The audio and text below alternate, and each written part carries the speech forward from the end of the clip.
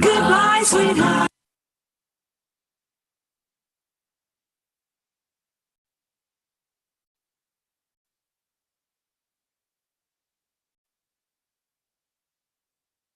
You're listening to Braves Country Baseball. Please like and subscribe today. YouTube.com, Armchair Quarterbacks 1. Armchair Quarterbacks Radio. Living in an era of baseball where the impossible is unfolding right before our eyes. Salvador Perez. The 2-2. Sandoval. In foul territory. Series win for the San Francisco Giants for the third time in the last 5 years. And their hero, Madison Bumgarner. The 1-2 again. Inside. 2015 World Champion. This is going to be a tough play. Bryant, the Cubs. Bryant makes the play. It's over. And the Cubs have finally won it all. The game right now is at the plate. High fly ball in the right field. She is gone. In a year that has been so improbable, the impossible has happened. Armchair. It's important to remember the value of taking time for ourselves to do the things that help us grow and explore, like learning something new. And now with the Great Courses Plus, it's never been easier to experience the joys of learning. The Great Courses Plus offers thousands of streaming videos that cover hundreds of fascinating topics, from World War II to choosing the perfect wine. You can even take a course on the U.S. government or dealing with stress and anxiety. And because the Great Courses Plus partners with world-class professors and experts, you're always receiving thoroughly vetted, high-quality content from every lecture. Plus, you can watch or listen anytime, anywhere with the Great Courses Plus app. So take a little time for you. Sign up for the Great Courses Plus today for a free month of unlimited access. Visit thegreatcoursesplus.com/radio to get started. That's thegreatcoursesplus.com/radio.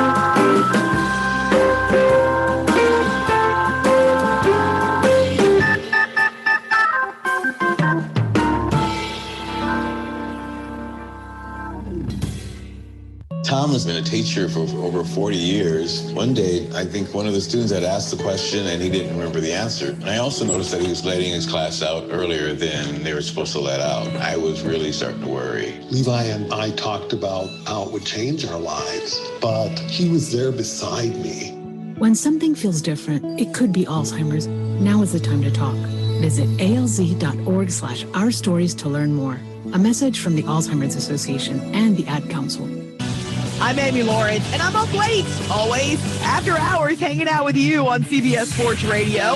Check it out, 2 a.m. Eastern, 11 p.m. Pacific. Enjoy sun-drenched days, epic stays, and plenty of room to roam in Greater Fort Lauderdale. Our hotels, attractions, and restaurants have taken the Visit Lauderdale's Safe and Clean pledge so you can relax and explore with confidence. When you're ready for that well-deserved staycation, our 23 miles of golden beaches await. Find wide-open spaces to hike, bike, kayak, and paddleboard. Visit your favorite attractions, then dine out in style on waterfront patios. Learn more at sunny.org. To protect his family from disaster, Steve used his camera phone. Done. By taking pictures of his important documents, Steve can always have them stored online. Learn more simple disaster prep tips at ready.gov. A message from FEMA and the Ad Council.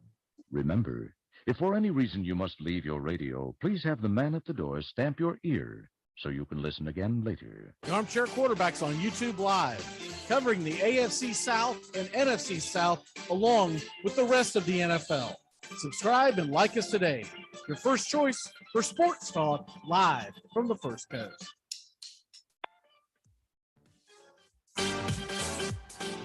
I'm not audible. How audible? I'll use Omaha! Omaha! Red Polly! Red Polly! Blue Poncho! Blue Poncho! Do it! Rambo!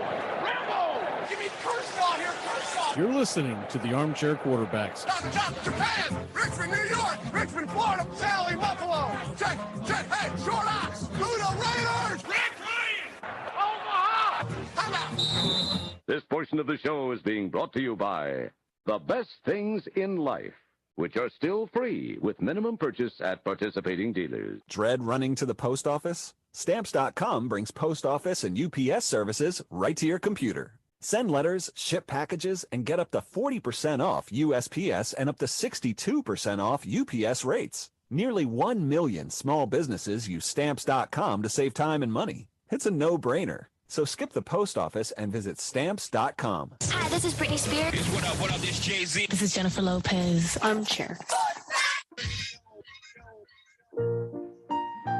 Hey, Braves fans, the Armchair Quarterbacks YouTube channel are bringing you Braves baseball all season long. Hi, I'm Mac McGee, and I'll be bringing you Braves baseball play-by-play for the Braves fans out there, for all of Braves country. So pull up an armchair and join us for Braves Country Baseball, first pitch to last pitch, Tuesday and Friday nights, right here on the Armchair Quarterbacks YouTube channel.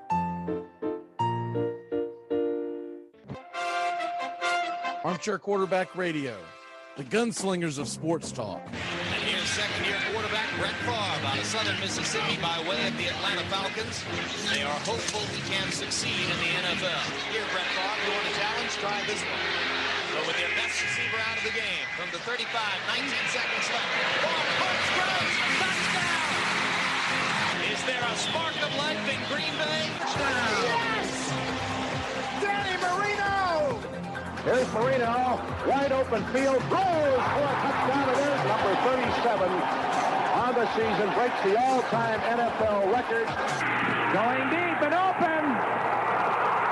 Touchdown, Mark Duper. Duper has returned, and he is super. They are going to bring pressure again. Rodgers is going to roll away, throws it up in the air, says a prayer. Janis does not stop it. Oh, please.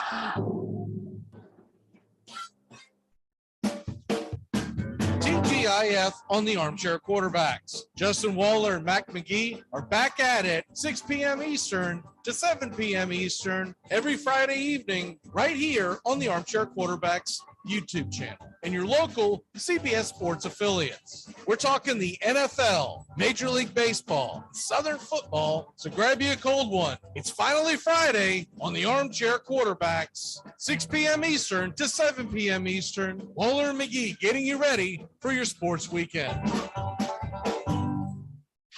You're listening to CBS Sports Radio.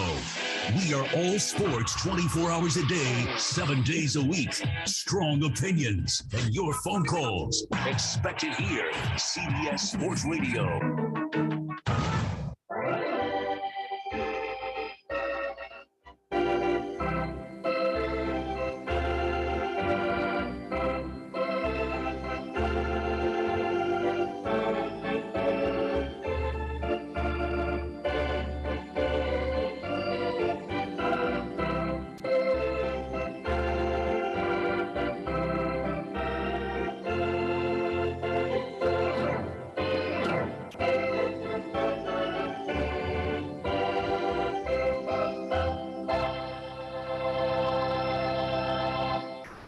I think my jersey was one of the top-selling jerseys around the world.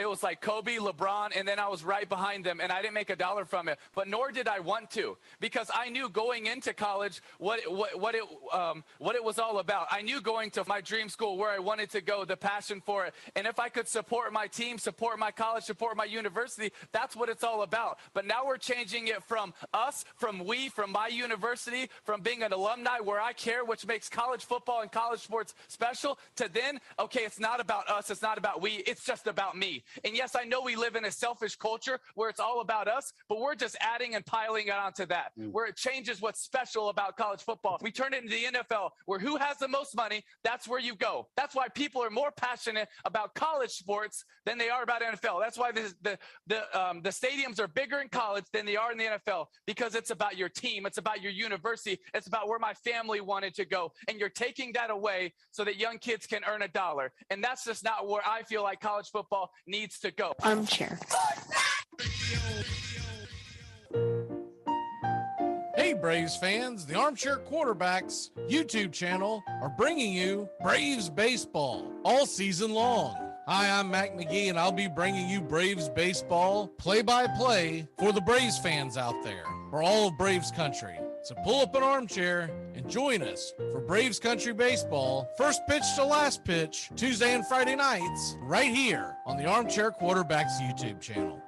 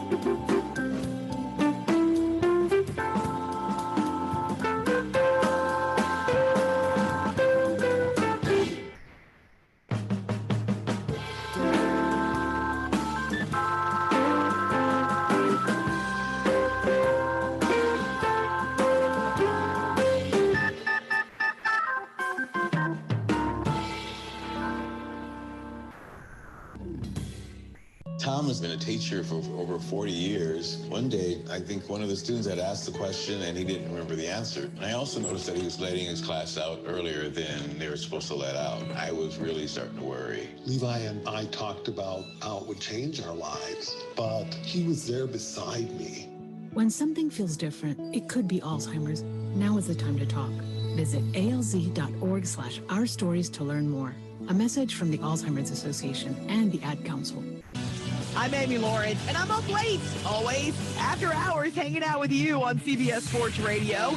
Check it out, 2 a.m. Eastern, 11 p.m. Pacific. Enjoy sun-drenched days, epic stays, and plenty of room to roam in Greater Fort Lauderdale. Our hotels, attractions, and restaurants have taken the Visit Lauderdale's Safe and Clean pledge, so you can relax and explore with confidence. When you're ready for that well-deserved staycation, our 23 miles of golden beaches await. Find wide-open spaces to hike, bike, kayak, and paddleboard. Visit your favorite attractions, then dine out in style on waterfront patios. Learn more at sunny.org. To protect his family from disaster, Steve used his camera phone. Done. By taking pictures of his important documents, Steve can always have them stored online. Learn more simple disaster prep tips at ready.gov. A message from FEMA and the Ad Council. Remember, if for any reason you must leave your radio, please have the man at the door stamp your ear so you can listen again later. The Armchair Quarterbacks on YouTube Live, covering the AFC South and NFC South along with the rest of the NFL. Subscribe and like us today. Your first choice for sports talk live from the First Coast.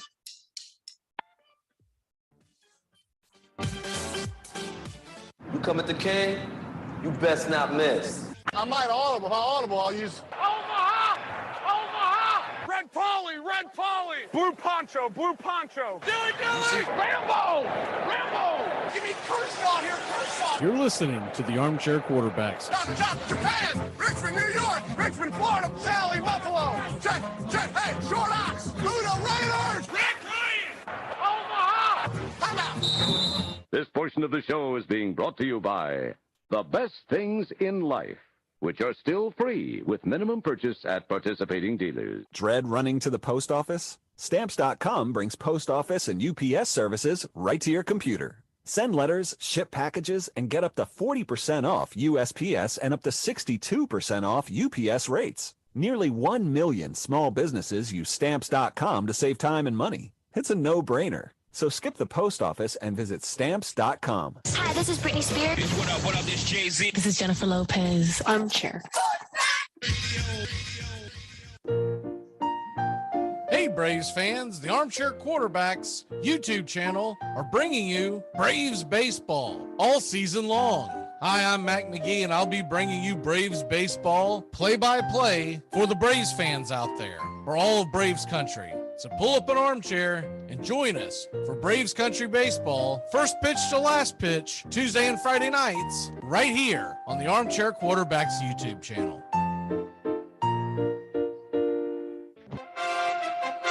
Armchair Quarterback Radio, the gunslingers of sports talk. And here's second-year quarterback Brett Favre out of Southern Mississippi by way of the Atlanta Falcons. They are hopeful he can succeed in the NFL. Here's Brett Favre. You want a challenge? Try this one. Receiver out of the game from the 35, 19 seconds. Ball punch throws, touchdown! Is there a spark of life in Green Bay? Yes! Danny Marino! Here's Marino, wide open field, throws for a touchdown. It is number 37 on the season, breaks the all-time NFL record. Going deep and open. Touchdown, Mark Duper.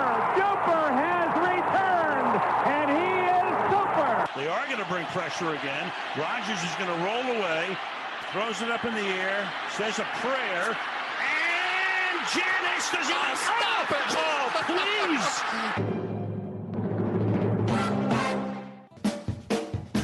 TGIF on the Armchair Quarterbacks. Justin Waller and Mac McGee are back at it 6 p.m. Eastern to 7 p.m. Eastern every Friday evening right here on the Armchair Quarterbacks YouTube channel and your local CBS Sports affiliates. We're talking the NFL, Major League Baseball, and Southern football, so grab you a cold one. It's finally Friday on the Armchair Quarterbacks, 6 p.m. Eastern to 7 p.m. Eastern. Waller and McGee getting you ready for your sports weekend.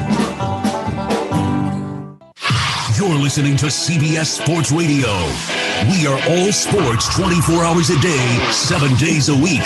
Strong opinions and your phone calls. Expect it here. CBS Sports Radio.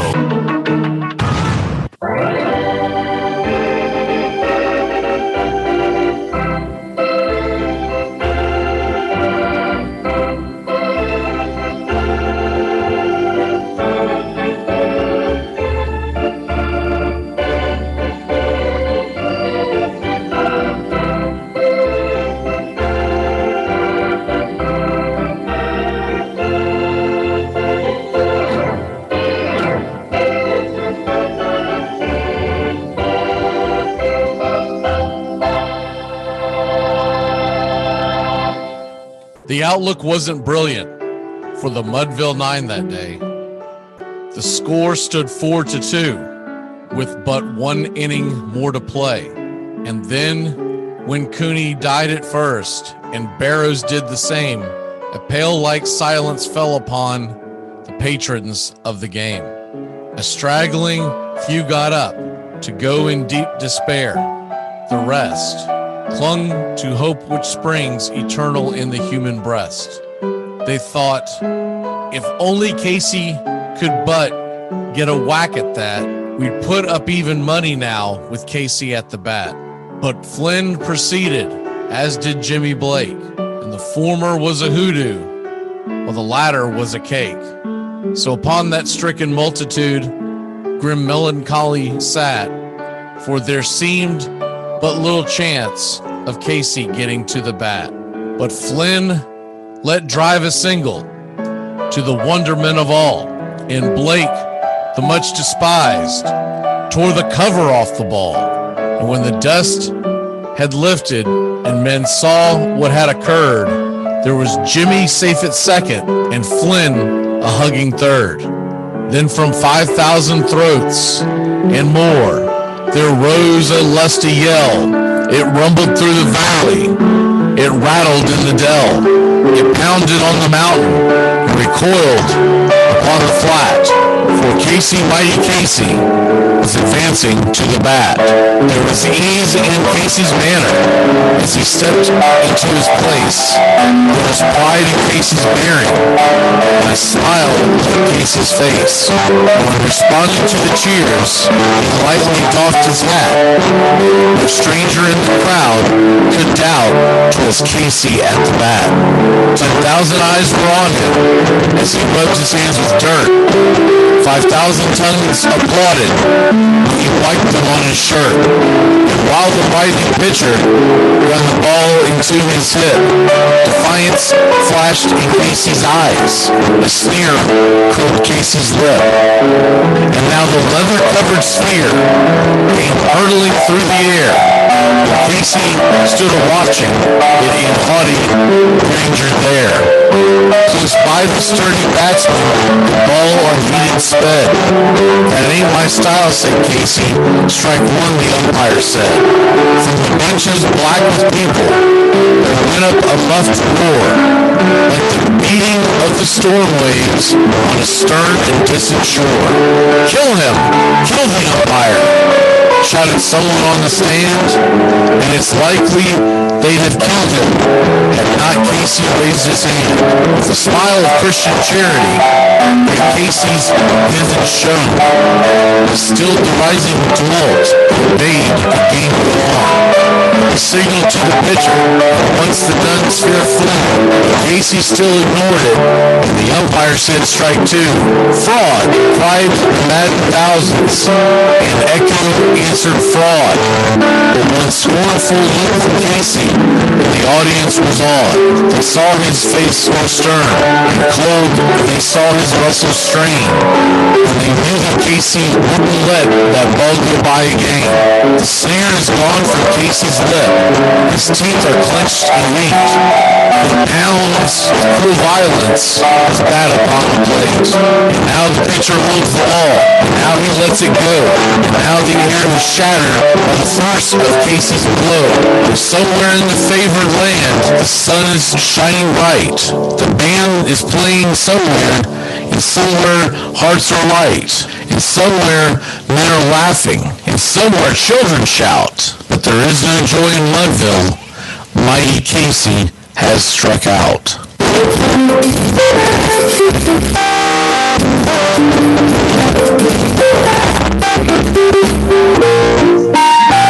Hey Braves fans, the Armchair Quarterbacks YouTube channel are bringing you Braves baseball all season long.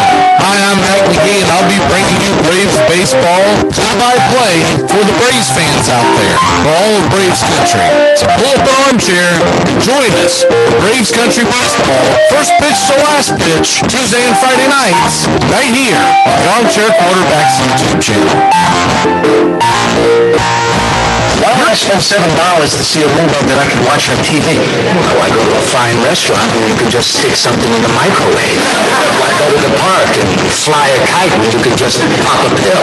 Here are some baseball facts that you might not have known. David Ortiz was actually sued by Jay-Z in 2010. Ortiz had opened up a nightclub in the Dominican Republic called 4040, which Jay-Z thought was too similar to his nightclubs, named the 4040 Club. Ortiz and Jay-Z reached an agreement, and the trademark infringement lawsuit was settled out of court. World air quality is at an all-time low. But hey, that doesn't mean you can't have a little fun. New from Mattel, it's the greenhouse gas gun. Do you hate the snowman next door? Use the greenhouse gas gun. Want to piss off an entire room full of tree huggers? Use the greenhouse gas gun. There is simply no end to the amount of fun and respiratory disease you can have with the greenhouse gas gun. Armchair.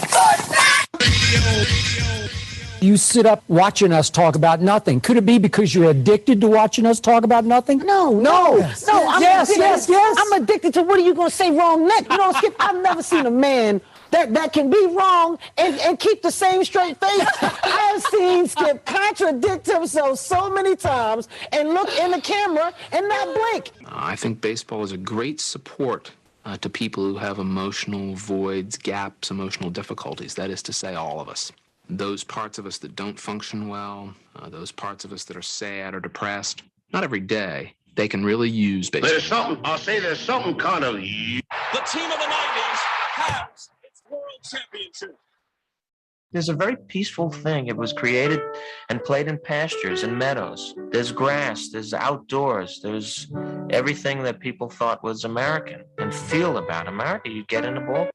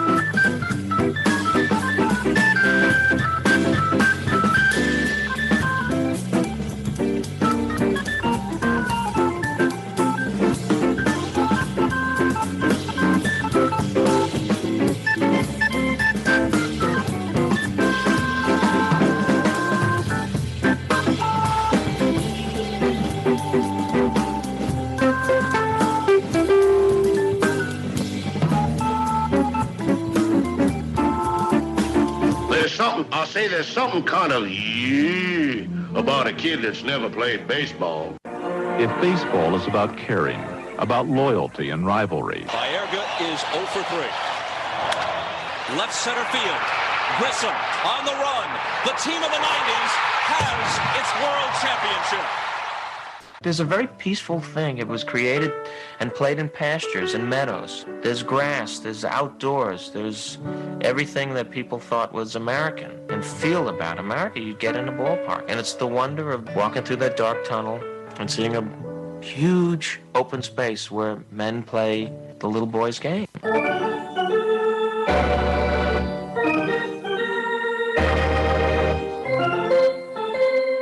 Touch them all, Joe. You'll never hit a bigger home run in your life. A lot of room in right center. If he hits one there, we can dance in the streets. The 2-1. Swung line drive left field. One run is in. Here comes Breed. Here's the throw to the plate. He is safe. Braves win. Braves win. Braves win. Braves win. You're in Braves country.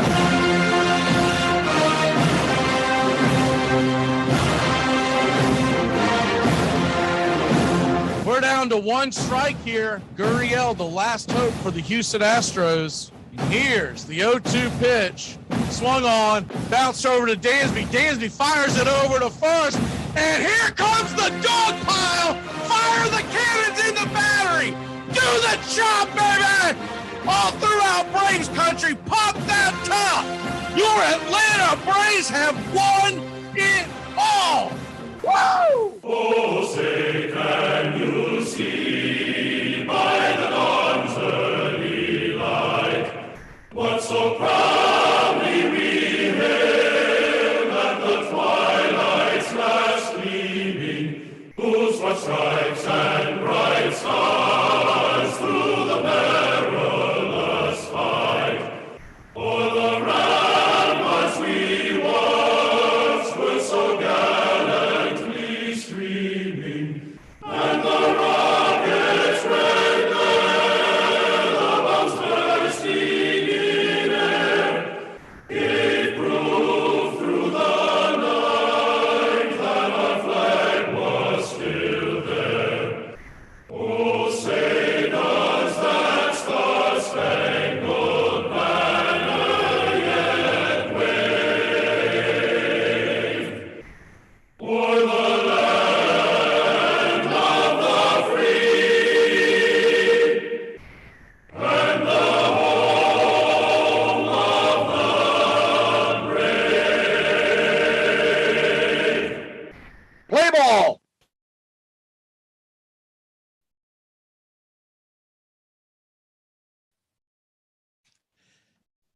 Hey, howdy, hi, and how the hell are you? Good evening, friends from coast to coast, here and abroad. Pull up a chair, boys and girls. It's time for Braves Country Baseball. Hi, I'm Mac McGee, and we are live. The scene is the Great American Ballpark in Cincinnati, Ohio, as the Atlanta Braves are set to take on the Cincinnati Reds. The Reds will send to the mound today Mike Minor, a native of Murfreesboro, Tennessee. He attended Vanderbilt University, and he will be going head-to-head with our very own Max Fried. Max Fried is 7-2 on the year with a 2.77 ERA, a 105 whip, 234 batting average against. His last two outings, 13 2/3 innings, 3 earned runs, 17 strikeouts in those 13 innings, 3 walks.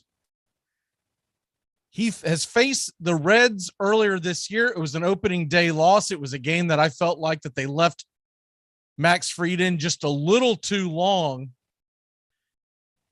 One of those things where Snicker was trying to get the most out of Fried on opening day, and he just didn't hit the mark. So he'll have a chance for redemption. Minor is 1-4 on the year, a 7.71 ERA, 1.6 whip, 298 batting average against. His last 3 outings, 17 innings pitched and 14 earned runs. That was against the Giants, Milwaukee, and Arizona. So not exactly the greatest of offenses in Major League Baseball. The Braves also have a dominating record. I believe it's now 18-7 against left-handed pitchers. And so you would expect for them to have a good night tonight, but you got to put the barrel on the ball, and we're about to begin here on Braves Baseball. Ronald Acuna Jr. is back in the lineup. He is back as the designated hitter and will be leading off tonight. Dansby Swanson hitting second and playing short. Olson playing first and batting third. Riley is in the cleanup spot and batting fourth. Travis d'Arnaud fifth and behind the plate. Ozuna is in left field and batting sixth. Duvall is in right field, coming home for the first time since 2018 to his original team, the Cincinnati Reds. Arcia is batting eighth and playing second base. And Michael Harris II is batting ninth and playing center field. We'll get to the Reds lineup here in the bottom of the inning as we are getting set here for Braves Country Baseball. The Braves are wearing gray road unis from top to bottom with the red Atlanta across the chest and the red tomahawk underlining with blue outlines. Red stripe down the side, and Ronald Acuna Jr. digs in with his socks knee high and the yellow padding from head to toe. And we're set for the first pitch, and it's time for Braves baseball. The first pitch is swung on and fouled back out of play. Looked like the changeup, 84 miles an hour on the outer edge. It's 0-1. Mike Minor is a guy that's going to try to get you off balance. Of course, Minor is an ex-Brave himself, has bounced around since being in Atlanta, has had some injuries. The fastball on the 0-1 pitch is inside, misses for a ball. It's 1-1. The 1-1 delivery from Miners, high and outside, taken for a ball. It's now 2-1. Acuna back in the lineup for the first time this week. He had fouled a pitch off on his foot against the Dodgers. The 2-1 pitch inside, 86-mile-an-hour changeup, misses. It's now 3-1 to Acuna. Cincinnati Reds are wearing their home whites top to bottom with the red ball caps and the white stripes down the pant leg. Reds insignia on the left chest, their number on the right. Mike Minor waiting for Acuna to get set.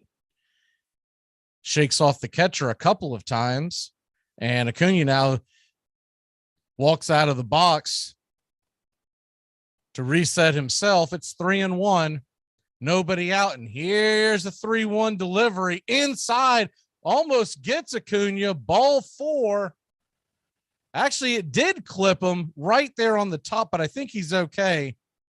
Might have just gotten the top of his foot as Acuna is limping down to first base. Hopefully this isn't another reoccurrence. He's kind of got a smile on his face, kind of like, are you kidding me? It looked like it just skipped across his foot. One way or the other, it was going to be a ball. And Acuna's on first. Votto, the first baseman for the Reds, looked like he was checking on him, and he's kind of giving that nod of, I'm good to go. So runner on first, nobody out. Dansby Swanson steps in, lefty-righty matchup here. The first pitch from Miners, a fastball on the outer edge, called for a strike. It's 0-1. The Reds defense looks like this tonight. Pham in left, Senzel in center. Almora is in right field on the diamond around the horn. Starting at third base, it's Solano, Farmer, India, and Votto. The 0-1 pitch is swung on and dribbled up the middle, and this is going to be a tailor-made 6-3 double play. The shortstop, Farmer, gets the ground ball, scoops it, runs right to the bag, and has no problem of putting Dansby away, and there's 2 outs. Big double play there for Mike Minor. You couldn't ask for a better ball hit to you. A 2-hopper that went right into the shortstop's glove about belt high, and he was able to just step on second base and fire it over first. So now there's 2 away, and here comes Matt Olson. They set up outside. The first pitch is way outside. Looked like the changeup misses wide, and it's 1-0. Braves enter tonight 3.5 back of the New York Mets. They are in action. Here's the 1-0 pitch, and it is low, taken for a ball. It's now 2-0 to Olson. Braves in the wild card are sitting in second. They're just 1.5 behind the top wild card, San Diego. The 2-0 pitch to Olson is a changeup high, taken for a ball. It's now 3-0. Braves are 4 in front of Philly, a game and a half in front of the third place St. Louis Cardinals in the wild card. The 3-0 pitch is taken for a strike right there at the knees, 92 miles an hour, intercut. It's 3-1. And the San Francisco Giants are 4th in the wild card. They are 2.5 back behind the Braves. Here's the 3-1 pitch, and it swung on and rifled down the right field line, but just foul, going just wide of the chalk. And it's now a full count to the Ice House. Matt Olson having a couple of dingers the other night in Philadelphia. This now has 5 home runs in 5 games in that city. Here's a 3-2 pitch, and that ball is hammered into right field in between the shift, and it'll drop down into right field. On the play is Almora. He'll cut it off before it gets much farther, and it's a 2-out single for Matt Olson. Good job of hitting by Olson. He just took an outer pitch and swung right through it, got it into the gap right there. The Reds were playing your typical left-handed shift where you had someone playing a shallow right field. So in between the 2-hole and what is essentially a shallow right field, it went right in between the gloves. That brings Riley to the plate. He swings at the first pitch and dribbles it down the first base line, foul. It's 0-1. Braves nothing, Reds nothing. We're just getting going here. Game 1 of a 3-game series in Cincinnati. Braves will be back home Monday night, 4th of July. They will begin a 4-game series against the St. Louis Cardinals in Atlanta.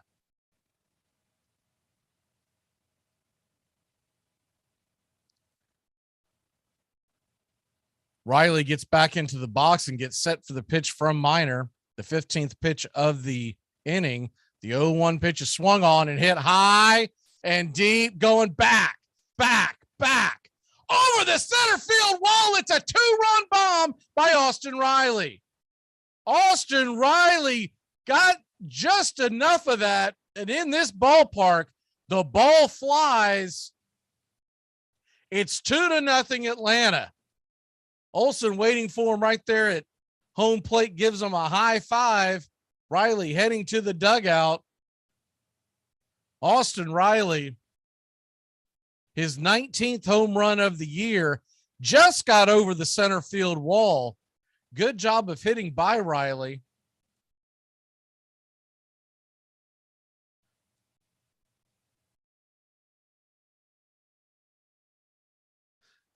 So Braves 2, Reds nothing. And up to the plate is Travis d'Arnaud. He'll take the first pitch. Inner part of the plate, called for a strike.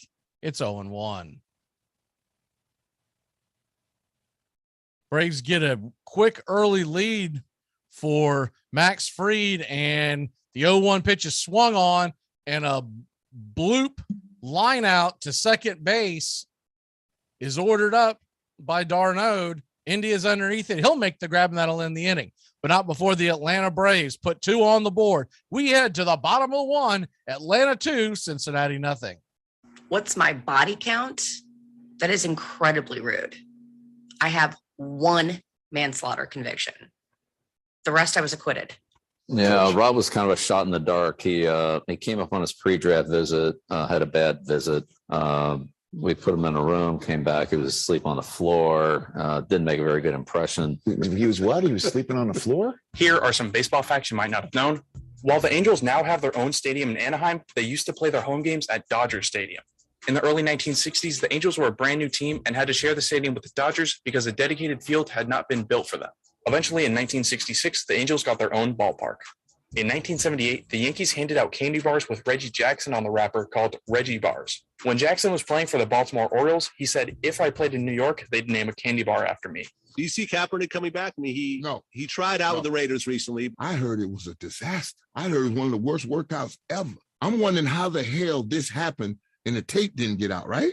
I mean, somebody wasn't over the fence or nothing? Come on, man. We live in a world right now where you put a drone up. Hey, it ain't like they can stop you. They ain't gonna stop the workout. Talking about there's a drone up here. We don't know who this is. I mean, what? Come on, let's run this. Armchair. Who is he anyhow? An actor? No. A dentist? No. He's a gambler. Then added, he's the man who fixed the World Series back in 1919. Fixed the World Series, I repeated. The idea staggered me. It never occurred to me that one man could start to play with the faith of 50 million people with the single-mindedness of a burglar blowing a safe. How did he happen to do that? He just saw the opportunity. Why isn't he in jail? They can't get him, old sport. He's a smart man.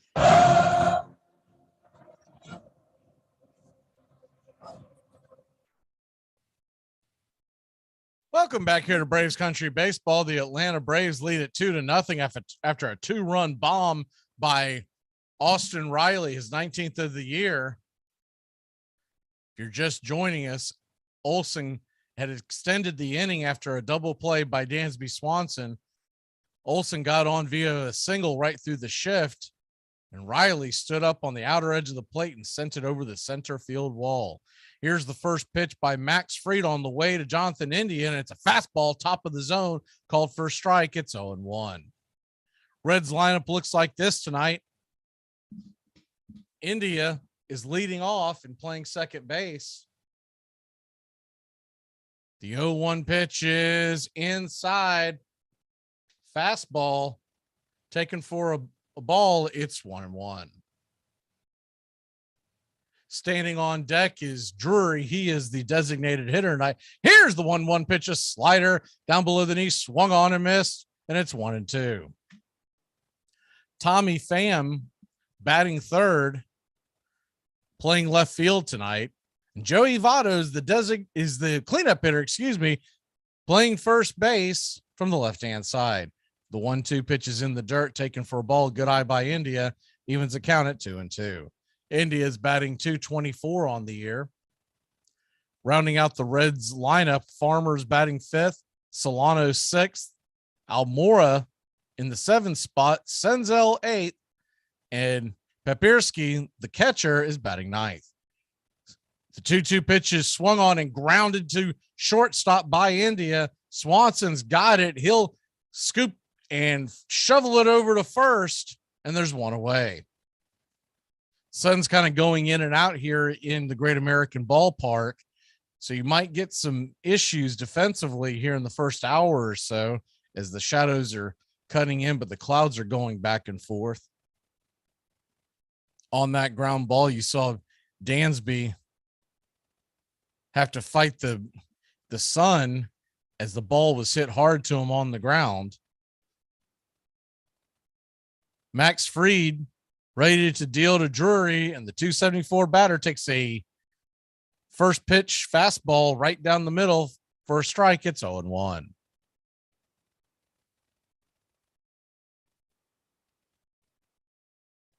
Drury 274 on the year. Can play all over the infield and also has played some outfield. The 0-1 pitch is a fastball outer edge called for a strike. It's 0-2.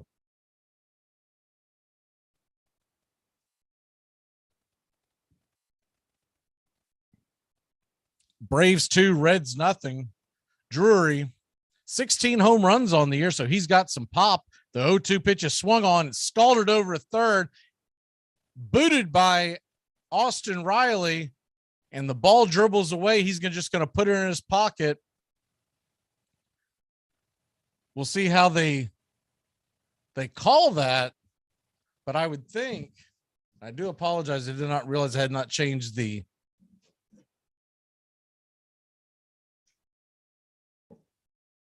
scoreboard.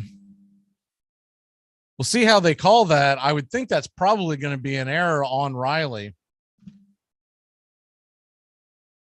We've seen some hometown cooking here recently, and it is an error on Riley. Mark it down as an E5. Freed flips it over to first to keep the runner at bay. 1 on, 1 away, and Tommy Pham coming to the plate. Pham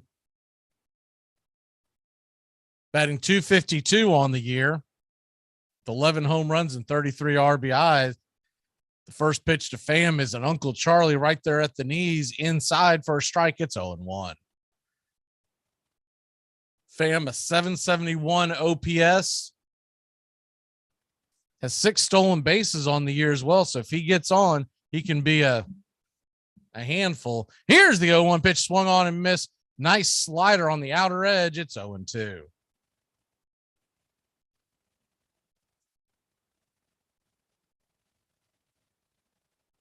The left-handed Votto stands on deck. The 0-2 pitch to Pham, 1 on, 1 away. Here's the pitch and changeup outer edge taken for a ball just off the plate. It's 1-2. Eric Backus is your home plate umpire tonight. Trip Gibson at the first base helm. Second base will be manned by Laz Diaz and Chad Fairchild down the third base line. The 1-2 pitch from Max Fried. He stares in, kicks and delivers in. 95-mile-an-hour fastball. Saw it off down the right field line and foul. Will do it again. It's 1-2.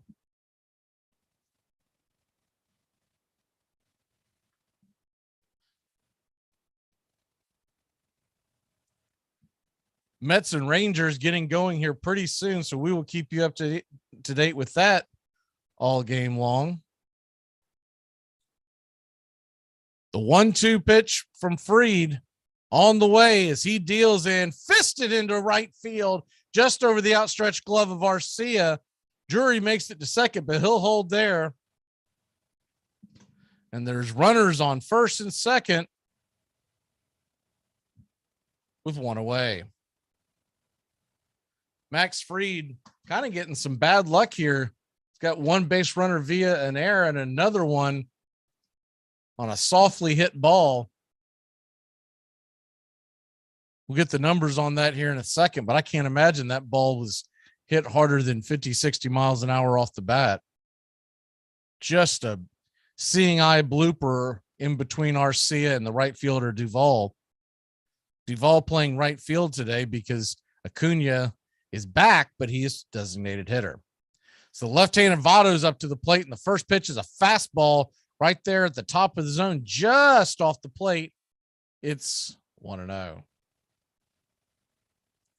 Joey Votto, he's batting .224 on the year, 6 home runs, 25 RBI, a .740 OPS. Lefty-lefty matchup here for Max Fried. Max kicks and deals and swung on, and it's hit up the middle to Arcia. He backhands it, flips it to Dansby. Dansby fires it to first, and it's a tailor-made 4-6-3 double play. So that'll end the first. Good defense by the Braves there to get out of the jam. We'll head to the top of the second inning. Atlanta leads it 2-0. The longer you wait on the ball, the better you see it, right? The better you see it, the harder you hit it. The harder you hit it, the higher your average is. The higher your average is, the more money you make. And the more money you make, the more you're going to get laid. Here are some baseball facts you might not have known. In a 1947 college baseball game between Yale and Fordham, each team had a very notable player. The first baseman for Yale was future President George H.W. Bush, and the Fordham center fielder was legendary Dodgers announcer Vin Scully. H.W. Bush and Yale would go on to win the game 3-1. Who do you think had the most hits in the 1990s? Some names that may come to mind are Tony Gwynn, Ken Griffey Jr., or even Barry Bonds. The answer is actually Cubs first baseman Mark Grace with 1,754 hits in the 90s. In 1919, no team played better than the Chicago White Sox, pennant winners in the American League, and few teams were paid as poorly or got along as badly. Players deliberately crossed each other on the field.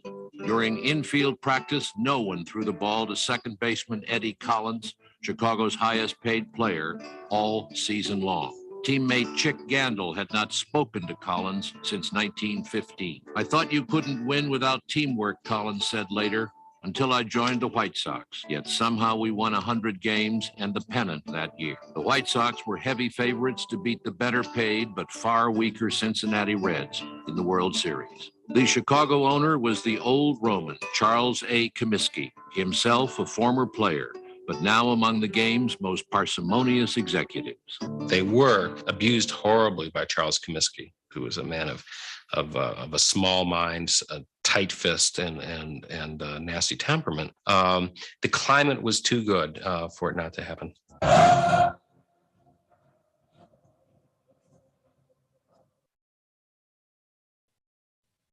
Welcome back here to Braves Country Baseball. The first pitch on the way from Mike Minor to Ozuna is a called strike on the outer edge. Looked like the fastball, and it's 0-1.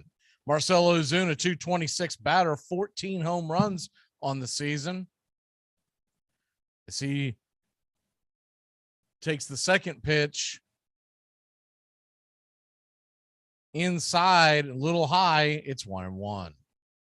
The 1-1 delivery is a changeup that misses low. It is now 2-1 to Marcell.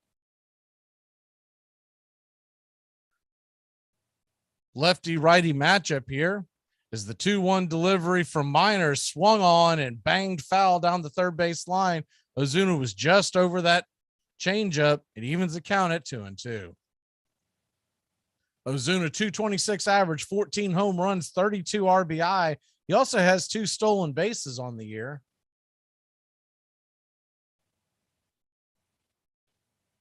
Two delivery from Minor on the way and swung on and hit hard to shortstop. Diving catch by Farmer on a line, and there's one away. Great defensive play by Kyle Farmer. He had to lay out, and with the glove extended, he kept the ball off the ground. And just like that, Ozuna's retired. That'll bring Adam Duvall to the plate. Adam Duvall coming back home for the first time since 2018. He gets a nice round of applause from the Cincinnati faithful. Duvall batting .205, 10 home runs, 31 RBI on the year, a .645 OPS, and the first pitch is a curveball high, 78 miles an hour. It's 1-0. You'll see Minor mix in that knuckle curve from time to time. He throws a fastball, changeup, knuckle curve. The 1-0 pitch is another knuckle curve inside, taken for a ball. It's now 2-0.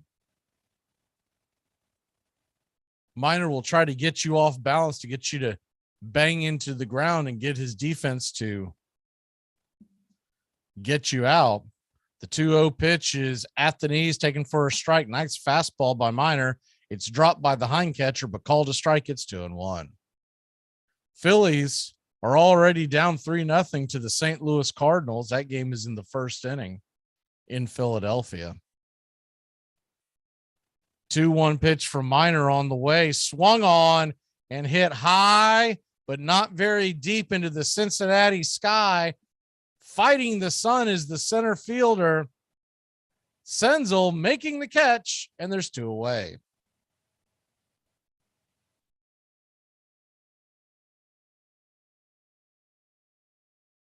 Thank you for joining us here on Friday night, Braves Country Baseball. We're here every Tuesday and Friday night. Next Friday, we will not be here. going to be out of town. So I've got a family engagement, but we will be here Tuesday night for the Cardinal game, and we'll be back the following Tuesday for the Mets series. First pitch is taken for a strike by Arcia. It's 0-1.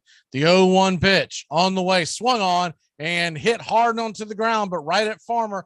Farmer will scoop it and fire it over to first, and that'll end the inning. So Mike Minor gets a 1-2-3 inning. The Braves lead it 2-0. What happened to you? She tried to kill me. Who? Connie. What did she do? I don't know, but I woke up in the Hudson River in a sack. Today we are discussing the career of George Brett. He is most known for the Pine Tar game that occurred on July 24th, 1983. He twice collected 4 hits in a postseason game. Even more impressive, he batted .370 in the World Series against the St. Louis Cardinals. This included his Game 7 4-for-5 performance. Overall, in the postseason, he batted .337 with a 1.023 OPS in 43 games. In 1980, he nearly became the first player to hit 400 since Ted Williams in 1941. On September 19th, with 13 games left, he went 2 for 4, raising his average to exactly 400. He won the American League MVP award in 1980. He finished with a 300 or better average in 11 of his 21 seasons. Over his 21-year career, he batted .305 with 317 home runs and 1,596 RBI. He had 3,154 hits and had a career WAR of 88.6. He was a 13-time All-Star, won 1 Gold Glove, and won 6 Silver Sluggers. He was elected to the Baseball Hall of Fame in 1999 with 98.2% of the vote. It certainly was a kind of have and have not thing. The baseball players were very expendable. If you got hurt, you were gone. There was no pension or anything else like that. And they saw people making money hand over fist. The owners, in Comiskey's case, he owned the ballpark. He bottled his own soda in the basement.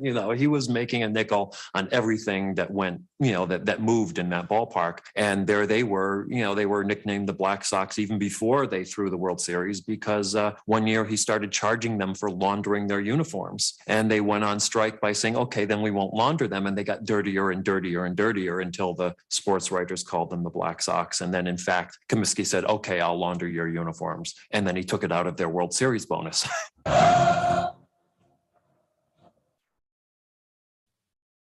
Welcome back to Braves Country Baseball. Atlanta Braves lead at 2-0. We're heading to the bottom of the second inning. Max Fried gets sets to deal. He fires the first pitch, 83-mile-an-hour slider right there at the chest. It's 0-1. Kyle Farmer, the batter, he's batting .284 on the year. The 0-1 pitch to Farmer is swung on, fouled down the third base line. Curveball that was right there at the bottom of the zone. It's 0-2. Farmer .284 on the year, 5 home runs, 39 RBI. He has 4 stolen bases, so if he does get on, he could be trouble.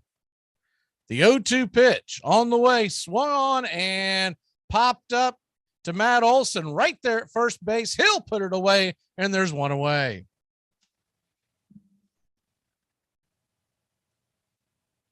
Happy Bobby Bonilla Day to all you baseball fans. As we all well know, Bobby Bonilla will get $1.19 million on July 1st every year from 2011 until 2035 from the New York Mets. And a deal that was made way back in the early 2000s.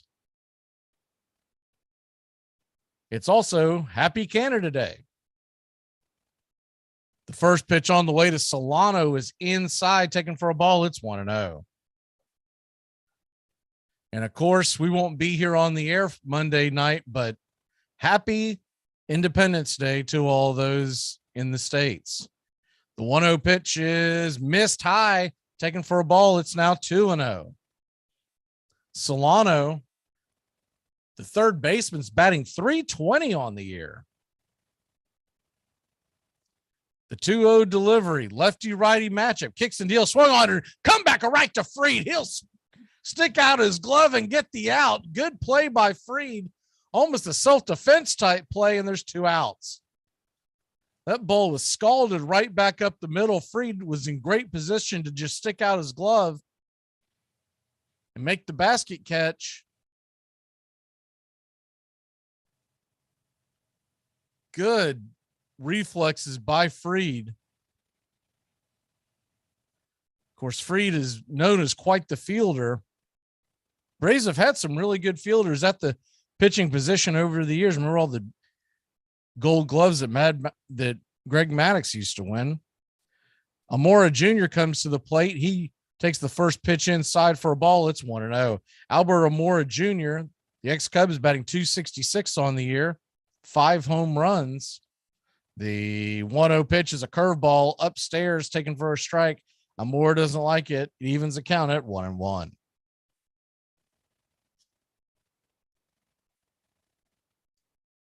Braves 2, Reds nothing. The 1-1 pitch is in the dirt.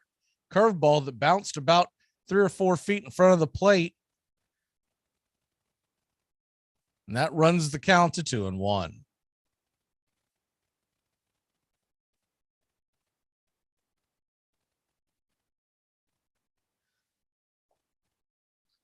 Phillies and Cardinals, 2 teams that are chasing the Braves on the wild card. They're in the 4th inning, and Philadelphia trails 3-0 to St. Louis. The 2-1 pitch is fouled back out of play. It evens the count at 2-2. Max Fried, 25 pitches on the evening.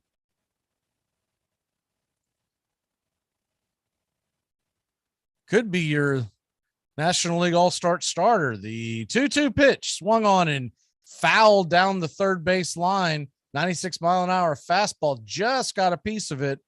We'll do it again at 2-2. If you missed the big news, Ronald Acuna Jr. and Aaron Judge have been named automatic All-Star game starters in a new provision. The 2-2 pitch is a curveball in the dirt, way down below the knees. Good eye by Almora. It's 3-2.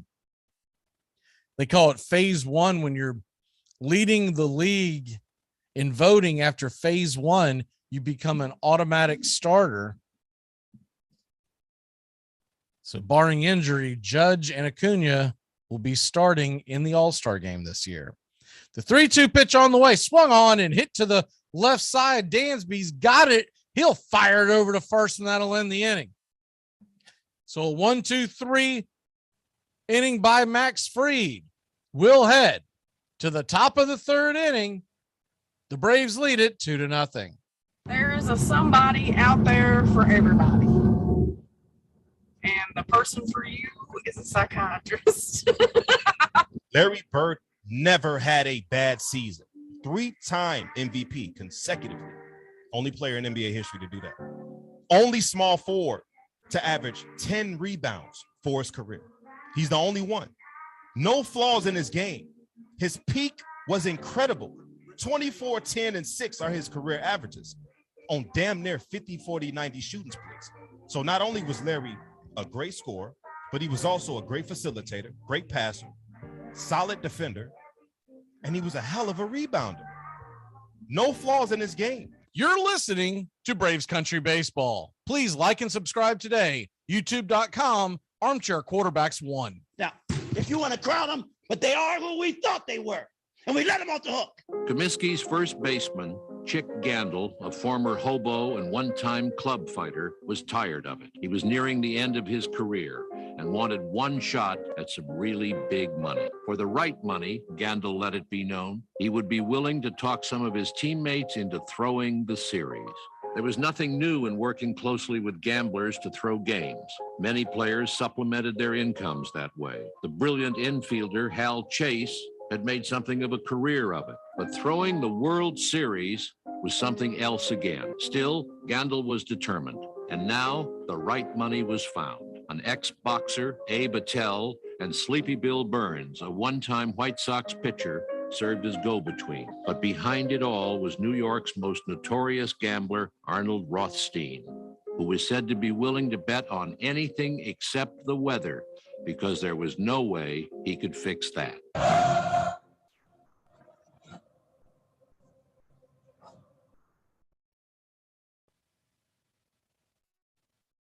Welcome back here to Braves Country Baseball. Mike Minor fires in the first pitch to Michael Harris, the second, batting .325 on the year. It's taken high for a ball. Fastball up around the eyes over the plate. It's 1-0. The 1-0 delivery misses high again. Knuckle curve, top of the zone. It's 2-0. Braves in the middle of a 6-game road trip. The 2-0 pitch. Michael Harris swings and hits it high in the sky into shallow right field. Underneath it is the second baseman, India. He'll make the catch, and there's one away. After this 6-game road trip, which concludes Sunday, Cincinnati. The game's against Cincinnati tomorrow is at 4:10 Eastern. More on that in a minute. Sunday at 1:40. Braves will then go back to Truist Park for a 10-game homestand. Here's the first pitch on the way to Acuna inside, taking for a ball. It's 1-0. That homestand will see them have 4 against St. Louis, 3 against Washington, and 3 against the New York Mets. The 1-0 pitch is outside, taken for a ball, and it's 2-0. Mets announced today that Max Scherzer will come back to the Mets rotation beginning Tuesday, and that is against these Cincinnati Reds. What's interesting about that, assuming there are no rainouts, is the 2-0 pitch for Minor is swung on and popped up, but it'll bend back out of play behind home plate, and it's 2-1. If you look at the schedule, unless they give him an extra day off and manipulate the rotation, bringing him back on Tuesday, he would miss the Braves series. He would pitch Tuesday and the following Sunday. 2-1 pitch to Acuna is swung on and popped up over in between home and first, way out of play and into the stands, into the upper deck. It's 2-2. I was a little surprised they wouldn't either have Scherzer pitch this weekend, so he would face the Braves in one of those games, or at least wait till Wednesday. Here's the 2-2 pitch swung on, and that ball is grounded in between the 6-4 hole on the left-hand side. A diving Jonathan India could not get to the ball. Acuna is safe at first base with a 1-out single. Good job of hitting by Acuna. He just got the barrel out in front of that and was able to hit it in between Farmer and India. Farmer had no shot. India tried to make the diving stab. I don't think it would have mattered with Acuna's speed. He would have been safe. First pitch on the way to Dansby Swanson is a knuckle curve taken top of the zone for a strike. It's 0-1. Dansby's 0 for 1 on the day. Grounded into a double play the first time up, and the 0-1 pitch, he rifles it into left field. That ball was on a rocket, getting down and getting Acuna to second. Acuna will stop there as Pham did a good job getting in front of that ball and keeping the runners at first and second. So the Braves have runners on first and second with only 1 out, and Matt Olson coming to the plate. Because we won't be here next Friday, we're doing a special pop-up game tomorrow afternoon, 4:00 Eastern, first pitch, Braves Reds. We will have the call here. First pitch on the way to Olson is a ball taken outside. It's 1-0. Minor missing with the changeup. The 1-0 delivery to Matt Olson. He kicks and fires, and it is in the dirt, well out of the zone, and it's 2-0. Standing on deck is Austin Riley, who's already 1 for 1 with a 2-run home run. Mets are at home all weekend against the Texas Rangers. That game is just getting underway in Queens. Minor, the 41st pitch of the evening. He looks over his shoulder. Now he kicks and fires, and it's a changeup, misses well inside, almost gets Olson. Olson has to bend out of the way, and it's now 3-0 to Matt Olson. They just showed a statistic there where 41 pitches and 18 of the 41 have been balls. So not a good outing so far for Minor. The 3-0 for Minor is just outside, called for a strike. Olson was halfway down to first, had to turn around. I think Blue probably got that one right. It's 3-1.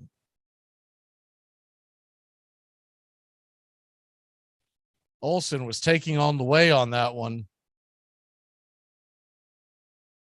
It was a letter high pitch that was just there at the edge of the plate. So the 3-1 pitch to Olson. They set up outside again. The pitch is swung on and fouled back off the catcher and the umpire. And we'll do it again. It's now 3-2. Braves 2, Reds nothing. The Reds are in a shift. Farmer, the shortstop, is standing almost right over the second base bag, just a tad to the right. So the third baseman, Solano, is by his lonesome over on the left-hand side. The 3-2 pitch from Minor to Matt Olson as they set up outside again. Here's the 91-mile-an-hour fastball, swung on and missed, strike 3, and there's 2 away. I think Olson was probably looking for something off speed, and he got the high cheese, could not catch up. And that'll bring Austin Riley to the plate. Austin Riley, first time up, was a fastball on the outer edge, and he was able to get his arms extended and get it over the wall. The Great American Ballpark, nicknamed the Great American Small Park years ago because the ball absolutely flies, especially in the summertime months. First pitch on the way to Riley is taken for a strike. Slider right there at the belt. It's 0-1. Mets and Rangers are tied at nothing apiece. That game's just getting going in the bottom of the first. Mets have Bassett on the mound tonight. The 0-1 pitch from Minor, high and out of the zone. It's 1-1.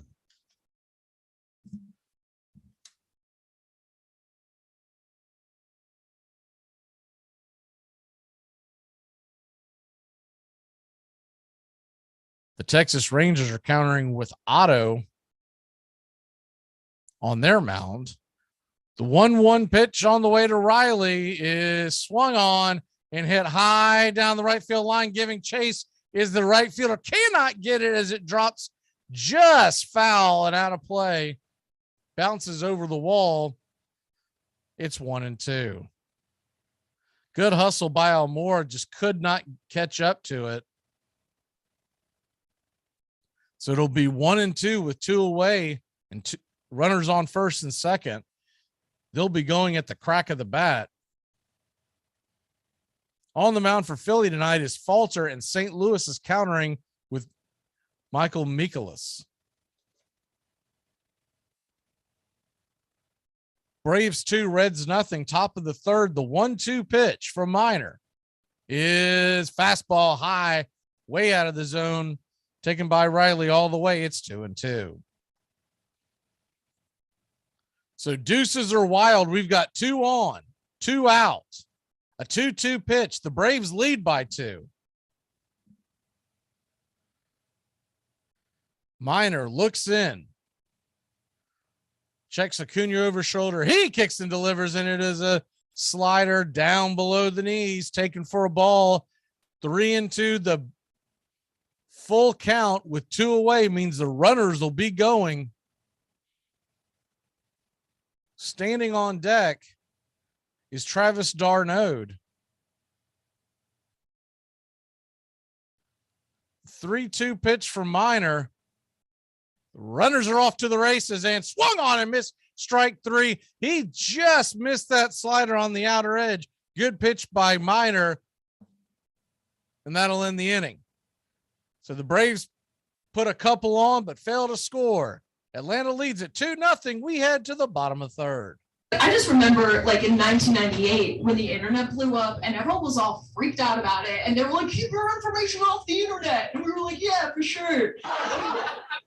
And like now a stranger can literally just pull up to us in an alley and roll down the window, say our name. And we're like, oh, thank God. Can you take me to where I live? Pete Schneider was a pitcher for the Cincinnati Reds from 1914 to 1918. On May 23rd, 1923, he had one of the greatest nights a baseball player can have. In that game, he was the starting right fielder for Vernon of the Pacific Coast League at Salt Lake City. In his first at-bat in the first inning, he hit a 2-run home run. Vernon batted around in the third, and once again, he would come up to the plate, this time with the bases loaded. With one swing, he unloaded them with a grand slam. In just 3 innings, he had 2 home runs and 6 RBIs. In the 4th inning, he again hit a home run, this time a 3-run home run. His next at-bat came in the 6th. He just missed another home run when he hit a double off the very top of the center field wall. In the 7th inning, he hit his 4th home run and 2nd grand slam of the game, raising his home run total to 4 and his RBI total to 13. Vernon would bat around again, and Schneider would come to the plate again in the 7th, this time with the bases empty. He hit another home run. His last at-bat came in the 9th. His last at-bat resulted in a fly out to center field. He ended the game with 5 home runs and 14 RBIs. What a performance. Oh yeah, and his team ended up winning the game 35-11. Rothstein was basically a guy who never gambled. You know, he's known as a gambler, and he never gambled on anything in his life, which is why he got very, very wealthy. He only put money ostensibly gambling on things that he knew were a sure thing, or that he had covered so well that there was no way that he couldn't make a profit. I don't think he really cared about sports. I think he really did cynically feel like, well, these guys are schmucks. They're going to be old men, and I'm still going to be making money off this game when they just have to pay to get into the stadium.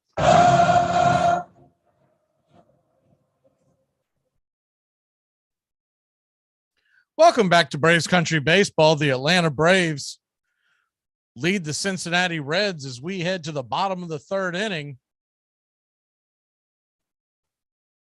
2-0. Max Fried back on the hill, and he kicks and deals a fastball high and out of the zone to Senzel, the number 8 hitter, batting .240 on the year. It's 1-0. Senzel, 1 home run, 12 RBI, and a .586 OPS. The 1-0 delivery, fastball swung on and missed, whiffed it right by him. It's 1-1.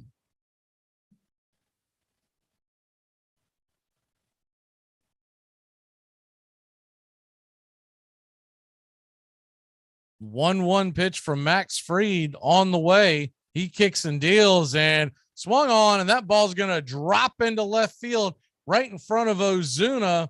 It's a clean single for Senzel, and there's 1 on and nobody out. Nick Senzel, good piece of hitting, just took that slider and pulled it into left field. Got the bat head out and just kind of drove it over Dansby's head. That'll bring the hind catcher, Michael Papierski, to the plate. Papierski's batting .200, no home runs, no RBIs, and a .450 OPS. First pitch from Fried is inside. It's 1-0.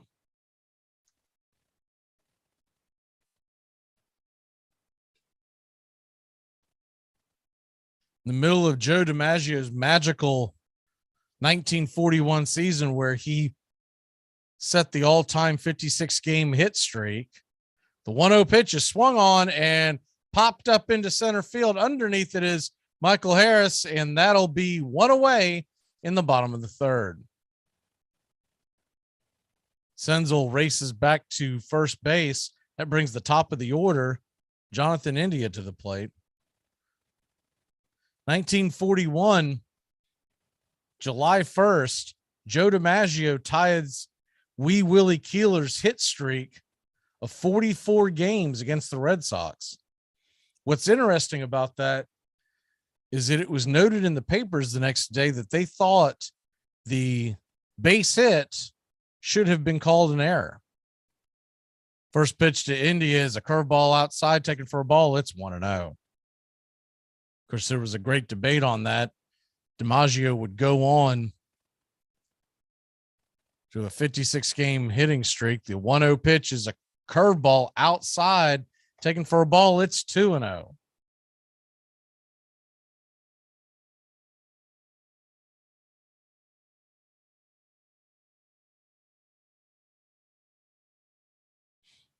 The 2-0 pitch for Max Fried is 36th of the game.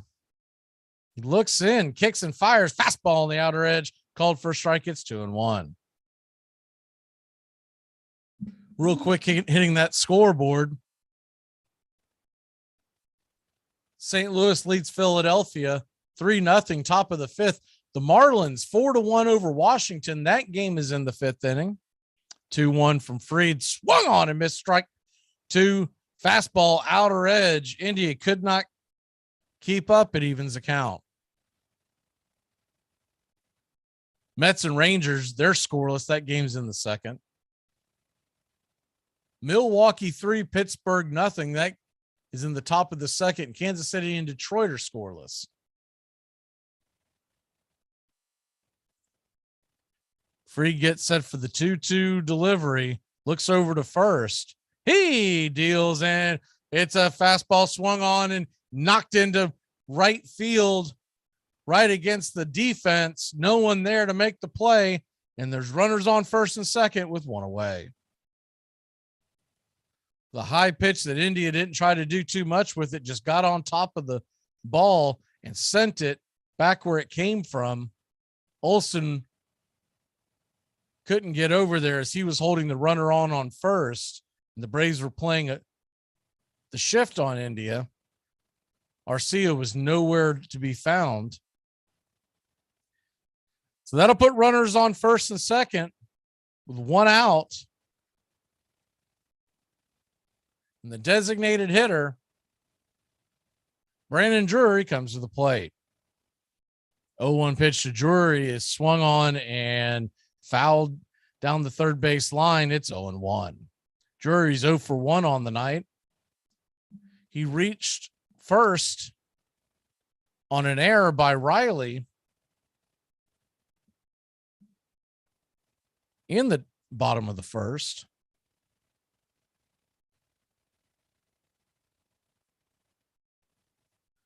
Runners on first and second, one away. Fried looks into Darnode. Fried checks the runners back and fires a slider, swung on and fouled back out of play. It's 0-2.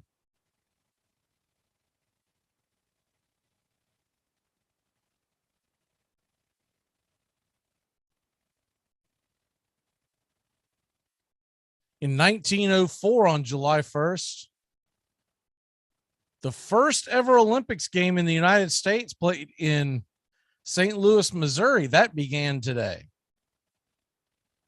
118 years ago.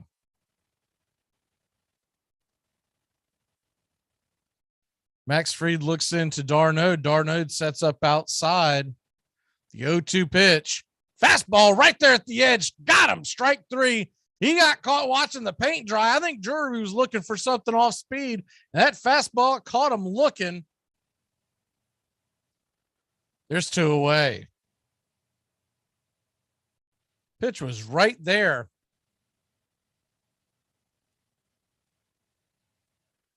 I don't know what he was complaining about. It was right there on the block. When as they're showing the stat track on the television screen, they're not showing it where the ball actually landed. So their stat track might be a little off because you could see the catcher's glove was over the plate. The first pitch on the way to Pham is taken low for a ball. It's 1-0.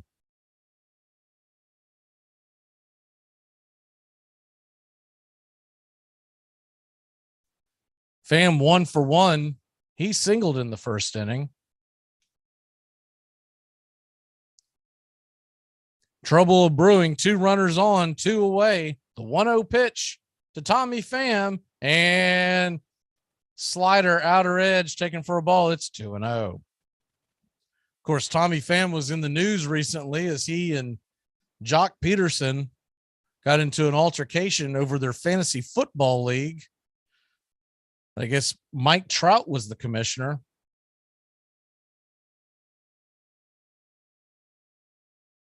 Pham, evidently, the 2-0 pitch is taken for a strike inside. It's 2-1. Pham evidently didn't like the fact that Peterson picked up a player when Peterson had a player on the injured list. Basically, Tommy Pham doesn't understand the rules of fantasy football is what it sounded like if you read the article. The 2-1 pitch from Pham is high, ball 3 slider up around the shoulders over the plate. It's 3-1. So now Pham's sitting in the catbird seat with 2 runners on, a 3-1 pitch. Joey Votto stands on deck. Here's the pitch and taken for a strike high slider. Good pitch by Fried. It's 3-2.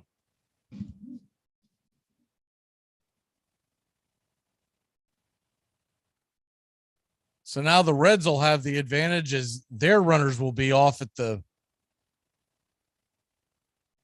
pitch. You had a full count, 2 away, runners on first and second. The runners are going, swung on and hammered into right field. That's going to get a run as around to score. It's 2-1 Atlanta.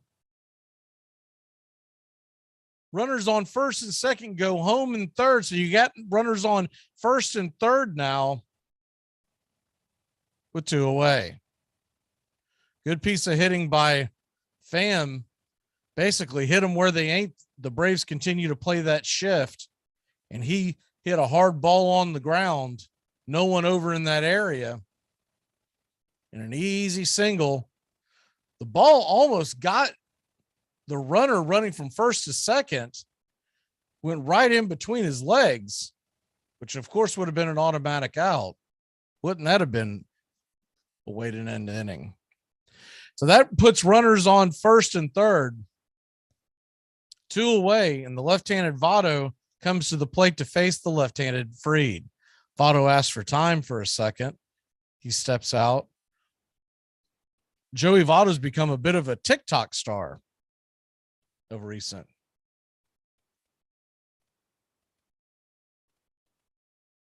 There was a young fan that actually asked him to do a TikTok video with him, and he got out there and did a dance with her.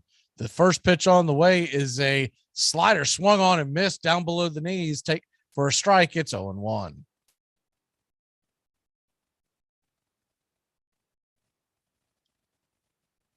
Braves 2, Reds 1. We're just getting going here. The bottom of the third inning. Interesting note on that Bobby Bonilla day, where he receives $1.19 million till 2035. As the 0-1 pitch from Fried is on the way, he kicks and deals, and it's inside 95 miles an hour. Did he go around? He did not. It's 1-1. All of these players, prominent MLB players, make less than Bobby Bonilla this year. Yordan Alvarez and Kyle Tucker of the Houston Astros, Tony Gonsolin, who is right now the favorite to win the Cy Young in the National League, Alejandro Kirk, most likely an all-star catcher, Alek Manoah, the young stud right-hander for the Blue Jays, all make less than Bobby Bonilla in 2022. The 1-1 pitch to Votto is in the dirt. Look like the curveball way outside. It's 2-1.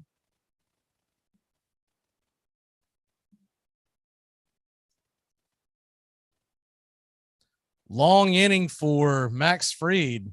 He's trying to dance out of danger here. Missed the game last night. Ian Anderson had a terrible game. He had to leave the game early, so the Braves bullpen got tested. Here's the 2-1 pitch, swung on and hit back up the middle on the ground. Dansby's got it. He'll shovel it to first, and that'll end the inning. So the Reds put one on the board, but the Braves get out of it. Atlanta leads it 2-1. We're heading to the top of the fourth. You're listening to Braves Country Baseball. Please like and subscribe today. YouTube.com, Armchair Quarterbacks 1. Shut up, Frank! Shut up! Let's go! Christ, I've been sitting here for 9 innings with you. They're the best team in the National League. Oh, they lose 1 game. They've lost 5. They've lost 5 out of the last 6. They're falling apart. The Braves never lose. Armchair. One pitch away from a pitcher's absolute nirvana. A perfect game. Dennis Martinez ready, and the 1-2 pitch popped in the air to center field. Going deep on it is Marcus Grissom. He's got it on the track. Dennis Martinez being mobbed by his teammates on this 28th of July, 1991. Dennis Martinez has reached the ultimate, a perfect game against the Los Angeles Dodgers. Nothing scratchy, nothing fluky. It was a masterpiece. The proposition to throw the World Series was first brought to me in New York City in front of the Ansonia Hotel. Chick Gandil came to me and said he wanted a conference. He asked me if anybody had approached me on the 1919 World Series with the purpose of fixing. I told him not yet. He asked me if it was fixed, would I be willing to get in and go through with it? I told him I would refuse to answer. Right then. Lefty Williams. Gandil recruited 6 teammates. Pitcher Claude Lefty Williams. Outfielder Oscar Happy Felch. Third baseman Buck Weaver. Shortstop Swede Risberg. Right-handed pitcher Eddie Cicotti. And the idol of schoolboys all over the Midwest, Joseph Jefferson Jackson.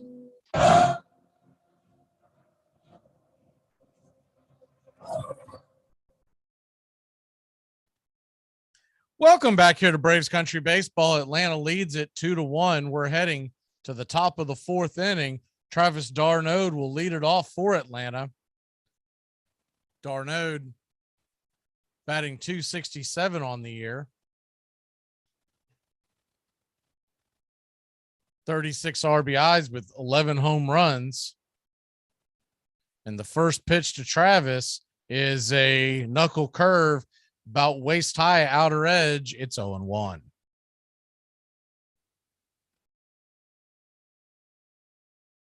Two runs, 4 hits, and 1 error for Atlanta so far. The 0-1 pitch is swung on and over and missed. It's 0-2. Cincinnati 1 run, 4 hits, and no errors. Mike Minor looks in. He kicks and deals, and a fastball fouled down the right field line. We'll do it again at 0-2.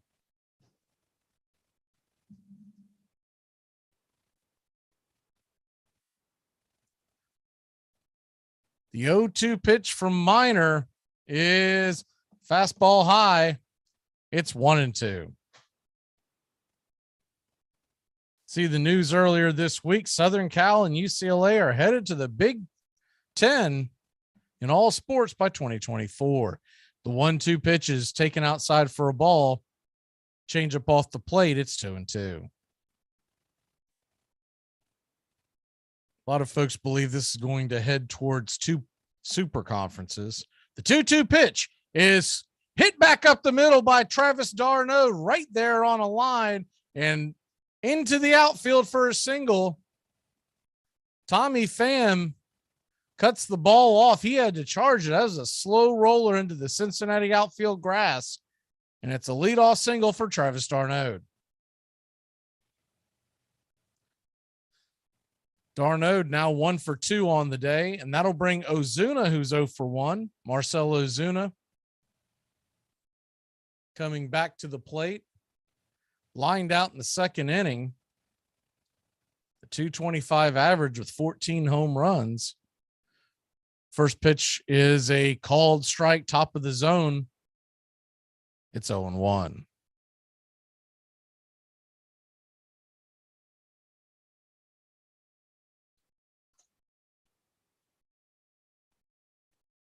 Oh, 1 pitch from Minor. Curveball outside, taken for a ball. Evens the count up at 1-1.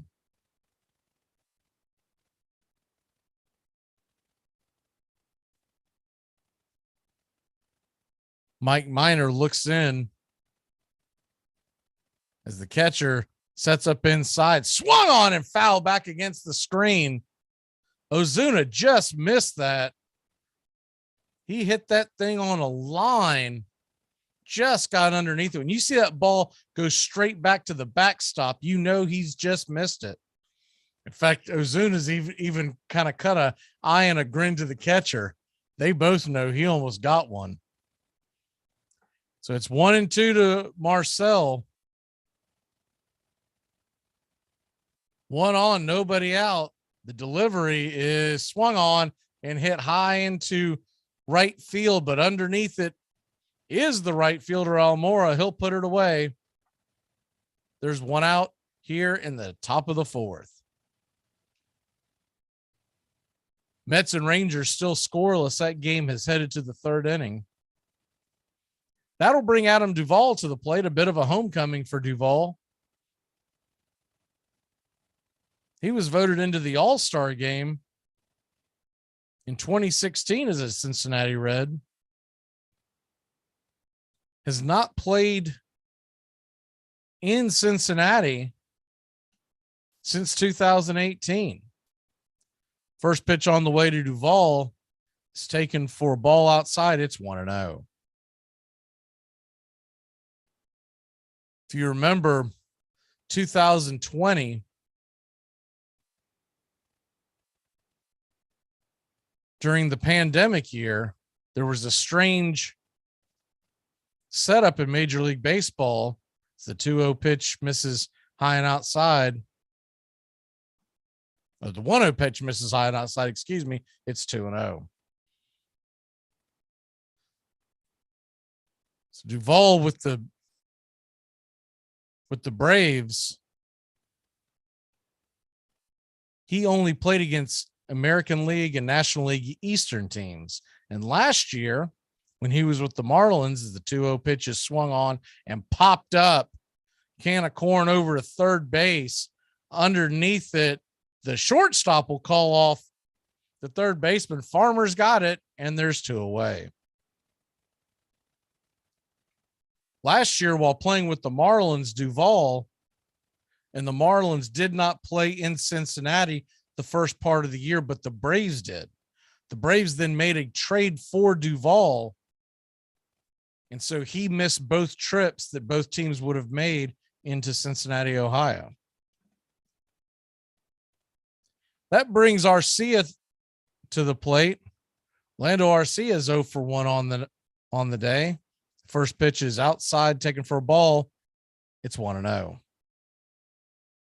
1 on, 2 outs. The Braves, half of the 4th inning. Looks to be a pretty good crowd in Cincinnati tonight.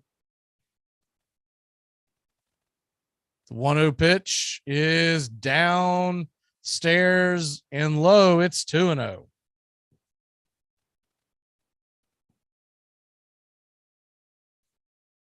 Cardinals and Phillies, by the way, they are now tied up at 3. That game is in the 5th.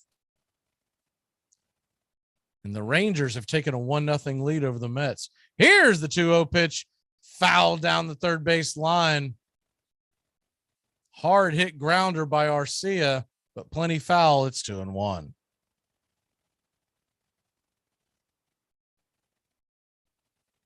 believe that was Marcus Semien that hit the home run for the Rangers.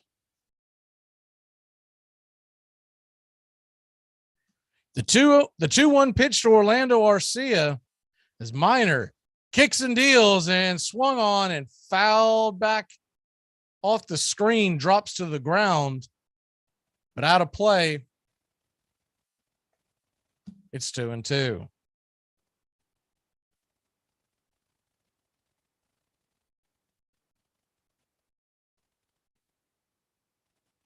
We're here in the top of the fourth inning. Mike Minor is about to throw his 68th pitch of the night. Little past where you typically want a starter. You're usually shooting for 15 pitches or below per inning. The 2-2 pitch is inside, ball 3. Came close to clipping Arcia on the leg. So now you got a full count to Orlando Arcia, which means the runner, Travis d'Arnaud, at first will be running on the pitch.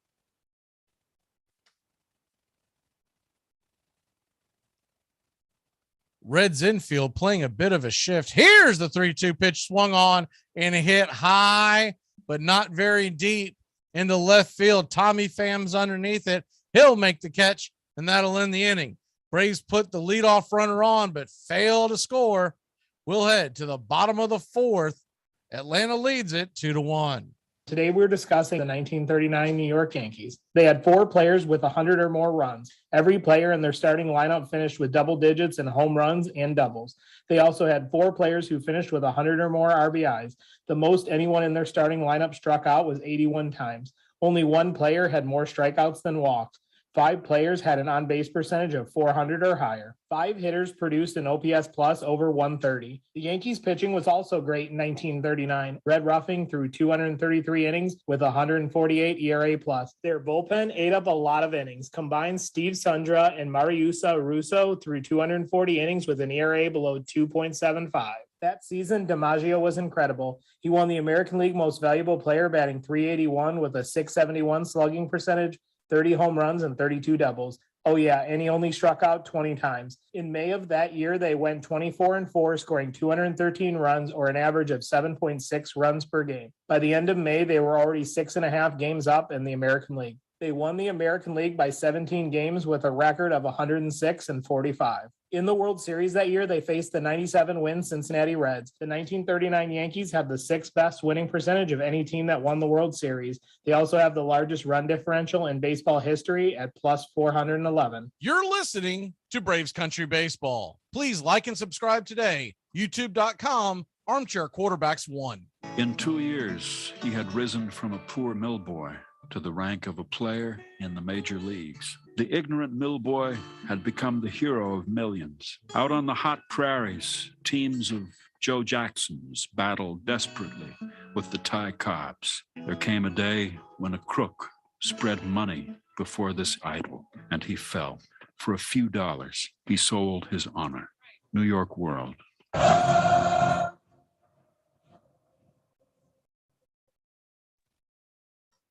Welcome back here to Braves Country Baseball. The Atlanta Braves lead at 2-1.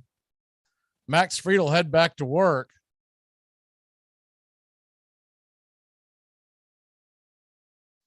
And Fried is set to face Farmer, Solano, and Almora, the 6, 7, 8 hitters in the Cincinnati lineup. The first pitch is hammered foul. Farmer got a hold of that one, but it was plenty foul down the left field line. It's 0-1.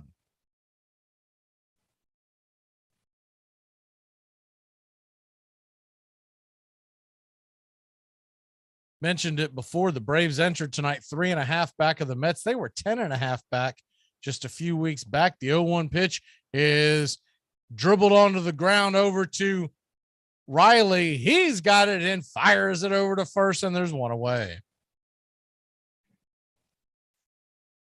They keep replaying this on pretty prominent New York sports station. At the time of the 10.5 game lead, one of their sports talk DJs declared the NL East over.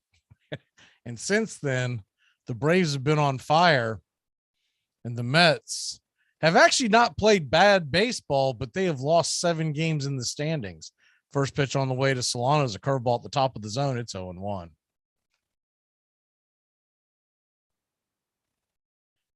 Oh-1 delivery from Fried is a comebacker.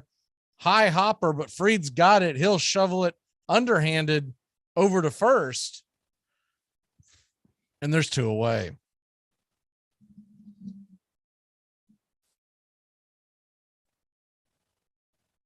Braves one of the early games tonight. It was a 6:40 first pitch. If you're just joining us, welcome in. Grab a chair. The Braves got the scoring going early in the top of the second. Austin Riley hit a 2-run home run over the center field wall. That's been it so far. First pitch to Almora from Fried is a changeup on the outer edge of the plate, called for a strike. It's 0-1.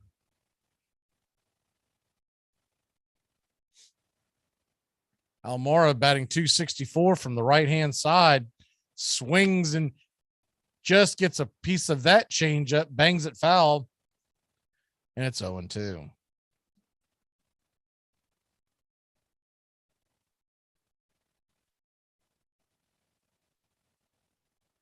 Fried could use a short inning here as he had to labor quite a bit in the third.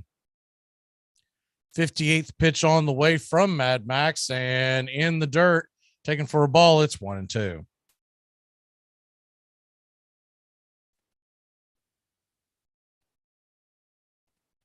Milwaukee all over Pittsburgh right now. It's 7-0. That game is in the third inning.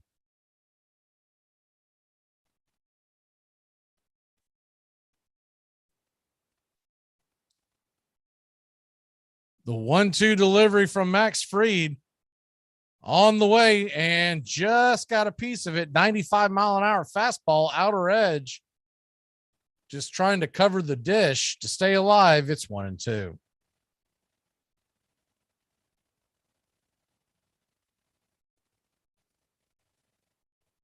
Braves come back home to face those Cardinals in a 4-game series starting Monday on the 4th of July. That is a night game as well.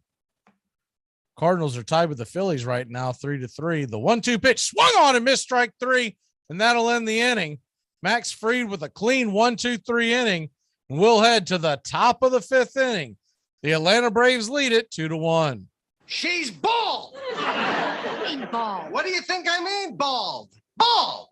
Bald. She's bald. She's bald. Jack Suwinski made history, becoming the first rookie with 3 home runs, including a walk-off as the Pirates beat the Giants 4-3. The left fielder went 3 for 3 with 3 home runs, 3 RBI, and a walk. After the game, Suwinski said, "To do it on Father's Day with my dad here, I know it means a lot to him, and it means a lot to me. He's always been there. Just being able to share that, knowing he's here, it's awesome. It's hard to describe." His first home run came in the 4th inning to tie it at 2. 2 innings later, he hit an even deeper home run to right that gave the Pirates a 3-2 lead. His final home run was on the 3rd pitch of the bottom of the 9th. That ball also went to right field. This is not his first walk-off. He had a walk-off after hitting one against the Diamondbacks. Suwinski is the 2nd Pirate rookie to hit 3 home runs in a game, joining Andrew McCutchen. A South Carolina country boy, he had learned how to bat from a Confederate veteran who had learned his baseball from Union soldiers in a northern prison camp. He had hoped to be a pitcher until he broke a batter's arm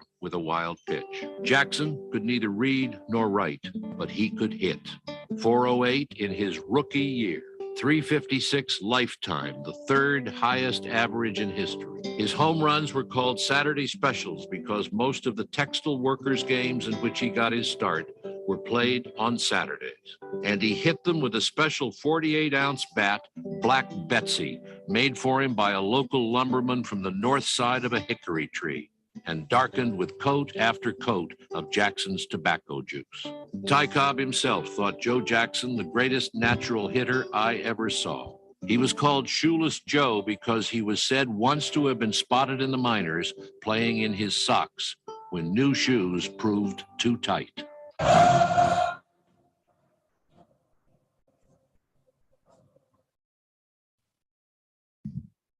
Welcome back here to Braves Country Baseball. The Atlanta Braves lead it 2-1. We'll grab the bats. The young rookie phenom from Atlanta, Georgia, Michael Harris, will lead it off. It'll be Harris, Acuna, and Swanson. Mike Minor kicks and deals the first pitch. It's a fastball, outer edge, taken for a ball. It's 1-0. Harris is 0 for 1, flew out in the 3rd inning. The 1-0 pitch is a slider down low and off the plate. It's 2-0. Texas still leads New York 1-0. That game is heading to the top of the fourth inning. The 2-0 pitch is fouled down the left field line. It's 2-1. If these scores were to hold, and I know it's still early in both affairs, the Braves would be just 2.5 out of first. The 2-1 pitch is fouled down the line again, evens the count at 2-2.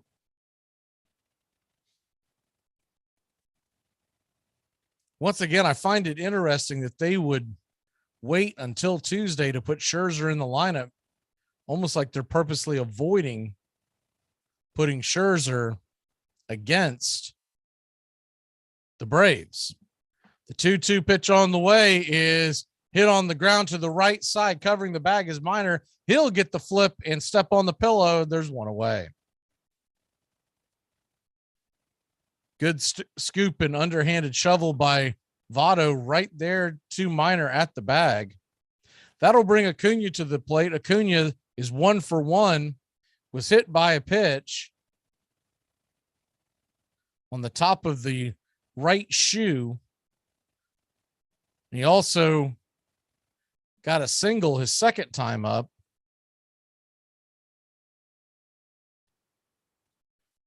Acuna stands in and gets ready for the pitch from Minor, his 75th of the outing, and knuckle curve across the zone, taken for a strike. It's 0-1.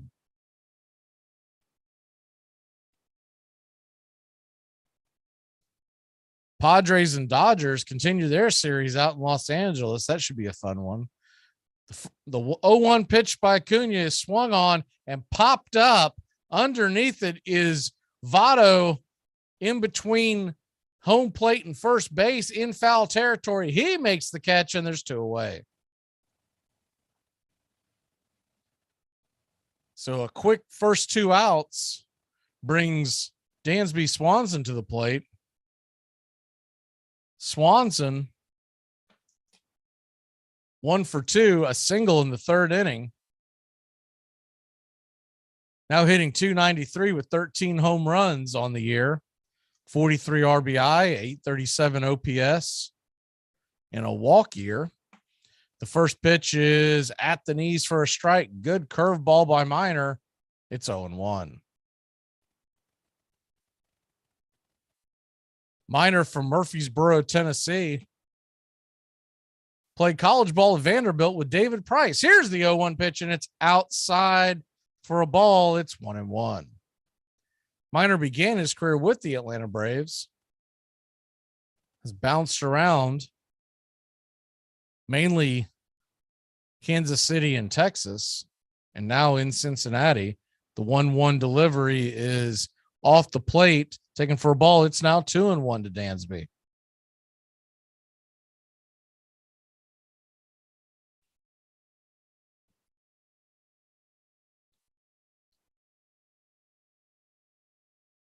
Two one the count. Pitch on the way, outside, taken for a ball. It's now 3-1. So a 3-1 count has run it up to Dansby Swanson. Standing on deck is Matt Olson. I see the comment. I don't know why the Braves would want Albert Pujols. Here's the 3-1 pitch on the way and swung on and roasted up the middle. That ball's going to get in for a single, and Dansby's going to try to stretch it. He slides into second base under the tag. The ball comes out of India's glove. I think he would have been safe either way. And it's a 2-out double, hustle double by Dansby Swanson. He scalded that ball into the gap, and the center fielder, Senzel, had a long way to go. So he was having to go quite a way. Plus, a right-handed thrower, he had to backhand that and throw off his back foot. So it was going to take a perfect play. Great hustle by Swanson.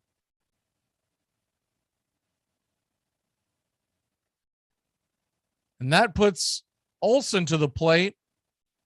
Olson's 1 for 2. The first pitch is High at the top of the zone, taken for a ball. It's 1-0.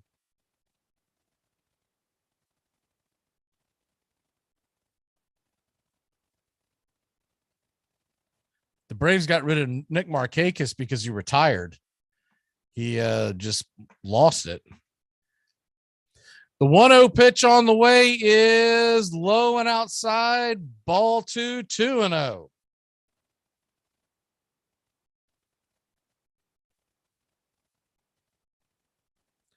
I don't know of any evidence of Scherzer taking any kind of performance enhancing drugs, so I wouldn't venture a guess on that one. 2-0 pitch on the way to Olson is low, ball 3-0. I feel like if he was taking PEDs, he wouldn't have had the injury that he'd had this year. Plus, remember, he had dead arm in the NLCS last year. That's typically, if you were going to take it, that's when you would have taken it. And he obviously was not aided, or he would have given it a go. The 3-0 pitch from Minor to Olson is swung on and popped up. Is that going to stay in play? Underneath it is the right fielder. He'll make the play. Almora ends the inning as Olson hits a weak fly ball to right field. So we'll head to the bottom of the fifth inning. Atlanta leads it 2-1. She had man hands. Man hands? The hands. It's like a creature out of Greek mythology. They did tell me about the dinner. I got to take all the receivers to a dinner. That's going to be cool. I'm excited for that. It's not going to be cool. You know they're going to run that bill up like 75,000? Oh, yeah. You mean like the Louis the 13th you're going to have to buy at the restaurant? Nah, they ain't doing me for 75K. I ain't going to fake it. Nah. It's the rookie dinner. It's all of y'all. You the 10th pick of the draft, too. They know you got 20 guaranteed. Wait, what you say rookie dinner is? He thinks it's his decision. It was so cute. Armchair. You're listening to Braves Country Baseball. Please like and subscribe today. YouTube.com, Armchair Quarterbacks 1. When Fred McMullen, Chicago's reserve infielder, got wind of what was happening, he demanded that Chick Gandil let him in on the fix. Now, 8 White Sox were involved, though Buck Weaver would later claim that he had not agreed to participate. The smart players demanded their money up front. The meeting was held about 8 o'clock in the evening. I said, there's so much double-crossing stuff. If I win in the series, I wanted the money put in my hand. I went back to my room at 11:30, and the 10 grand was under my pillow. Eddie Siccotti. Rumors of wrongdoing were everywhere. You couldn't miss it, one New York gambler said. The thing had an odor. I saw smart guys take even money on the Sox who should have been asking 5-1. Chicago sports writer Hugh Fullerton was joined in the press box by an ailing Christy Mathewson to judge if everything was on the up and up. Mathewson and Fullerton would quickly see that it was not. Everybody in the game knew it was happening. Nobody was even pretending that it wasn't happening. No one was admitting it out loud for the public. How could you admit it for the public? What would that mean?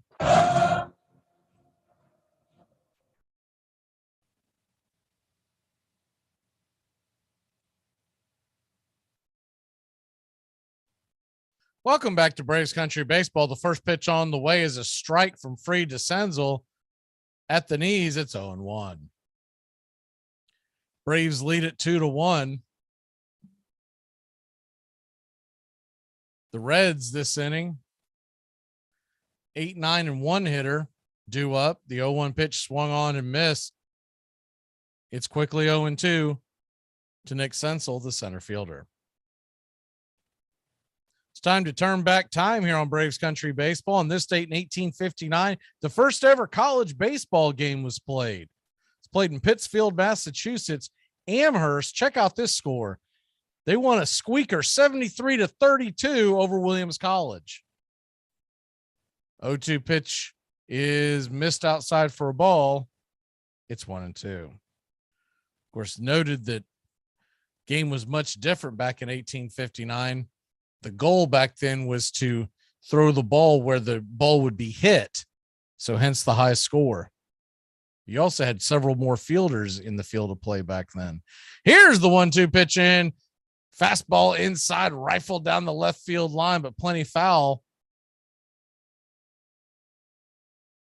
We'll do it again at 1-2.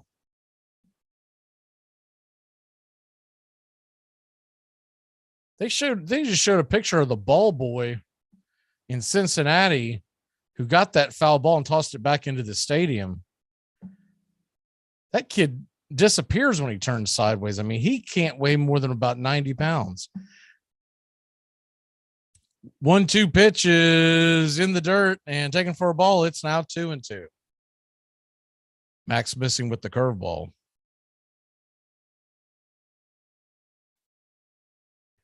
The 2-2 pitch from Max Fried, the 66th of the evening.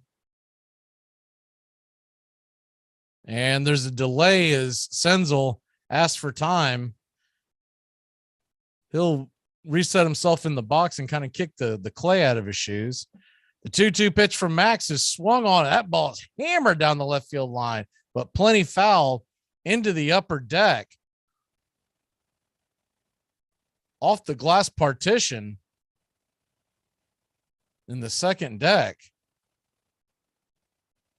But plenty foul about halfway down the third base and left field line. 2-2 pitch to Senzel is changeup, misses outside. Full count now. It's now 3-2. On this date in 1902, Rube Waddell for Connie Mack's Philadelphia A's faces the minimum 27 batters and strikes out 13 in the first ever immaculate inning recorded in baseball. 3-2 pitch is fouled off, fastball outer edge. We'll do it again. It's 3-2. Immaculate inning, for those not familiar, is an inning of 9 pitches, all strikes recorded in strikeouts in 1-2-3 fashion. He only gave up 1 hit in that affair. Here's the 3-2 pitch, swung on and missed, strike 3. Looked like the sinker just on the outer edge. And there's 1 away. On this date in 1920,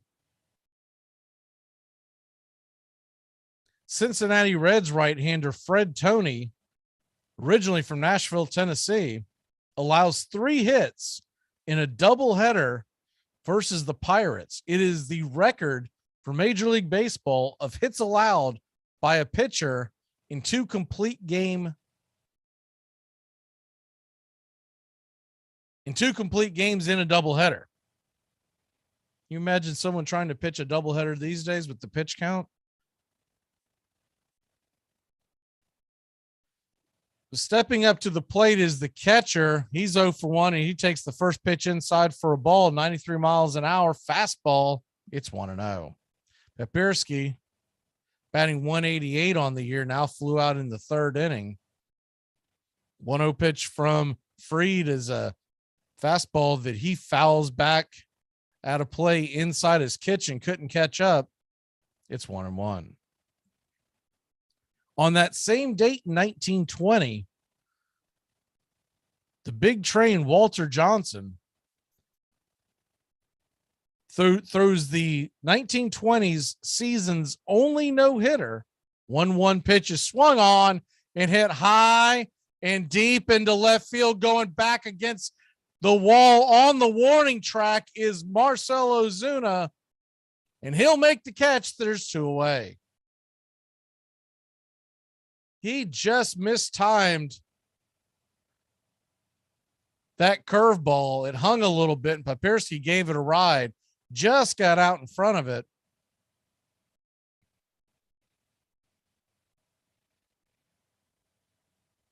That was on this date in 1920, the season's only no-hitter. He no-hits the Red Sox. And if it weren't for Bucky Harris's error in the 6th inning, it would have been a perfect game. First pitch to India is taken inside for a ball. It's 1-0. Jonathan India 1 for 2 on the night. 230 batting average. He singled in the 2nd inning. The 1-0 pitch is grounded over to third. What a magical stabbed by Riley. He fires it over to first, a one-hopper that is then snagged by Olsen, and he tags the runner. So two incredible defensive plays by Riley and by Olsen in the inning, and a bang-bang play will head to break. The Braves lead it 2-1. We head to the top of the sixth. Challenge accepted. This portion of the show is being brought to you by Ed's Almost Good Beer. Remember, Ed's Almost Good Beer was brewed in God's country when God wasn't looking. I'm not audible. If I'm audible, I'll use Omaha! Omaha! Red Polly! Red Polly! Blue Poncho! Blue Poncho! Do it! Rambo! Rambo! Give me Kershaw here! Kershaw! You're listening to the Armchair Quarterbacks. Stop, Japan! Richmond, New York! Richmond, Florida! Cali, Buffalo! Check! Hey, Short Ox! To the Raiders! Omaha! I'm out! Hey, Braves fans, the Armchair Quarterbacks YouTube channel are bringing you Braves baseball all season long. Hi, I'm Mac McGee, and I'll be bringing you Braves baseball play-by-play for all of Braves country. So pull up an armchair and join us for Braves country baseball every Friday night, first pitch to last pitch, right here on the Armchair Quarterbacks YouTube channel. Enjoy sun-drenched days, epic stays, and plenty of room to roam in Greater Fort Lauderdale. Our hotels, attractions, and restaurants have taken the Visit Lauderdale's Safe and Clean pledge, so you can relax and explore with confidence. When you're ready for that well-deserved staycation, our 23 miles of golden beaches await. Find wide-open spaces to hike, bike, kayak, and paddleboard. Visit your favorite attractions, then dine out in style in socially distanced dining rooms or al fresco on waterfront patios. Learn more at sunny.org.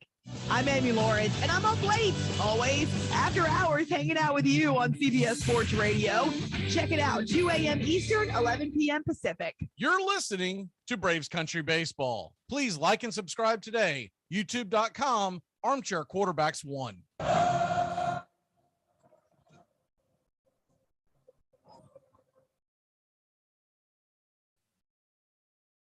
Welcome back here to Braves Country Baseball. The Atlanta Braves lead the Cincinnati Reds 2-1. We head to the top of the sixth. And Austin Riley, after making an incredible defensive play, is the batter. He swings at the first pitch and fouls it down the line. It's 0-1. That was a rocket hit to him. He had to backhand it and caught it on his wallet, essentially. Then fired the ball over to first. The 0-1 pitch is swung on and fouled against the screen behind home plate. It's 0-2. When he fires it over to first, it one hops, and a fast India is flying down the line. Matt Olson has to come off the bag. He makes the catch and tags India in one motion about a stride or so before India made contact with first base.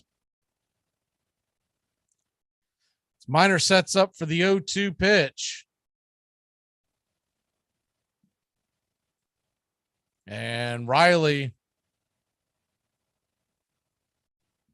asks for time, steps out for a second. The 0-2 delivery on the way, and change up top of the zone, called for a strike for out number one.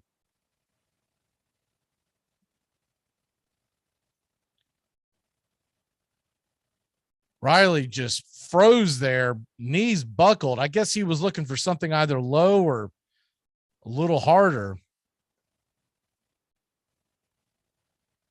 That'll bring Travis d'Arnaud to the plate. D'Arnaud's 1 for 2 on the night. Minor, by the way, has made it to the sixth.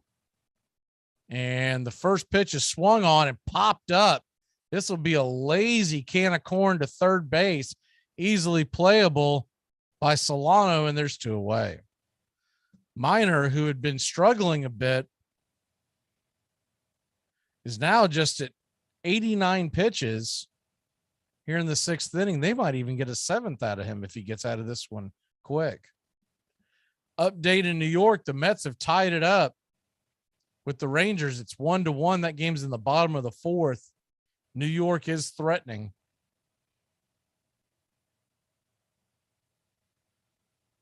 Philadelphia leads St. Louis 4-3 in the sixth.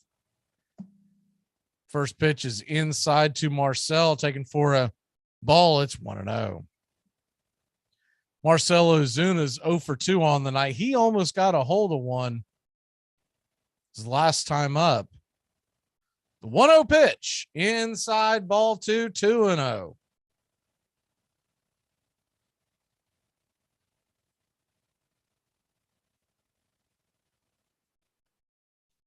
Two-0 pitch from Mike Minor to Ozuna, lefty-righty combo. Changeup outside and out of the zone. It's now 3-0. Standing on deck is Adam Duvall.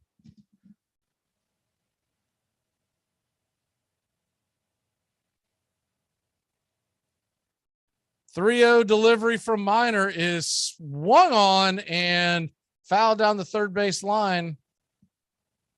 Makes the count now 3-1. I think Ozuna may have swung it ball 4. It was just below the knees, it looked like, and on the inner part of the plate.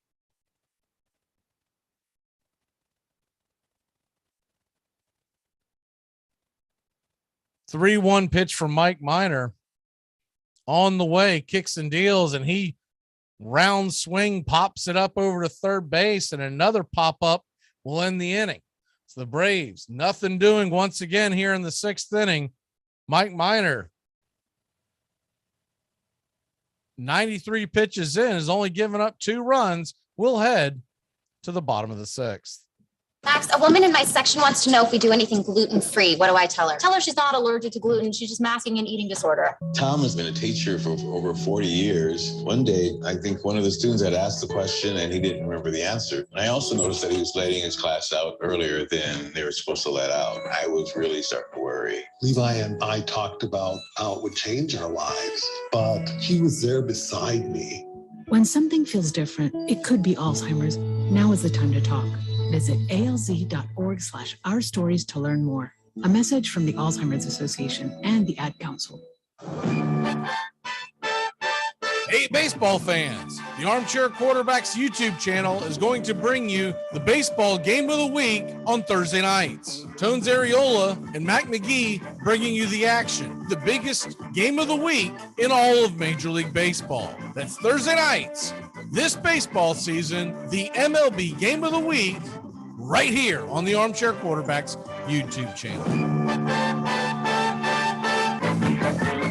This helpful instructional message from the National Association of People Who Have Trouble Walking and Chewing Gum at the same time.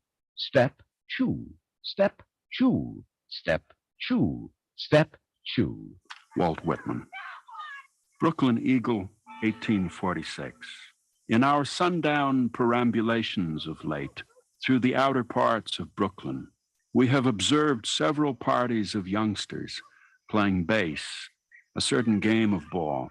Let us go forth a while and get better air in our lungs. Let us leave our close rooms. The game of ball is glorious.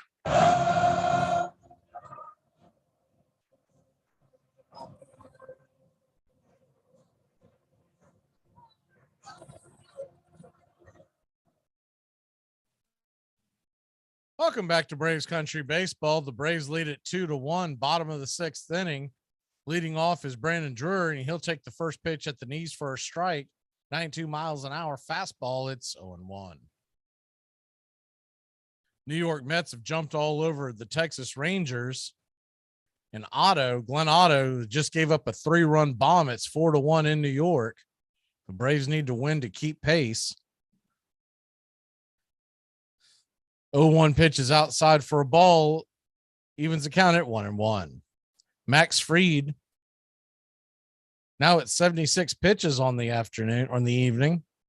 The 1-1 pitch outside, missed for a ball. It's now 2-1. Philadelphia leads St. Louis 4-3. That game is in the sixth. Freed looks into Darnode, gets the sign, lifts the glove, kick spins and deals, and slider fouled back out of play. It's 2-2.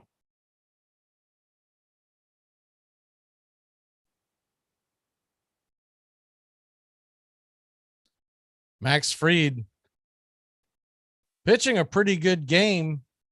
He's only had a couple of hiccups in this game. His counterpart, Mike Minor, who I think a lot of Braves fans thought we would get to him early and often, has actually pitched a pretty good game himself. The two have pitched 11 innings and given up just 3 runs, though they've scattered 10 hits. 2-2 pitch on the way from Fried is off the plate, taken for a ball, full count to Brandon Drury.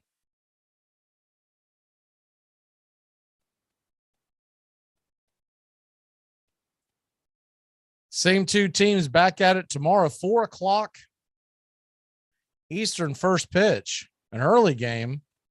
Planning on doing a pop-up broadcast. Here's the 3-2 pitch, and it's a sinker right there at the knees. Called strike 3. Stick a fork in Drury. He's done. He did not expect that. I think he was looking for the curveball. He was kind of slowly leaning out, and that ball jumped in and bit him on the inner part of the plate right there at the knees. Max Fried's 4th strikeout of the game. First pitch to Pham is swung on, and he rifles it to second. Arcia's right there. He'll flip it over to first, and there's quickly 2 away. Pham hit that ball so hard, I thought maybe he hit it in that same spot where a couple of them have hit it earlier in the game, but Arcia this time was a little more to the right side, so he had himself right in front of the ground ball. That brings Jody Votto to the plate. Votto grounded into a double play his first time up and grounded out the second time up. He's 0 for 2. Lefty-lefty matchup is a sinker outer edge, just missed for a ball. It's 1-0.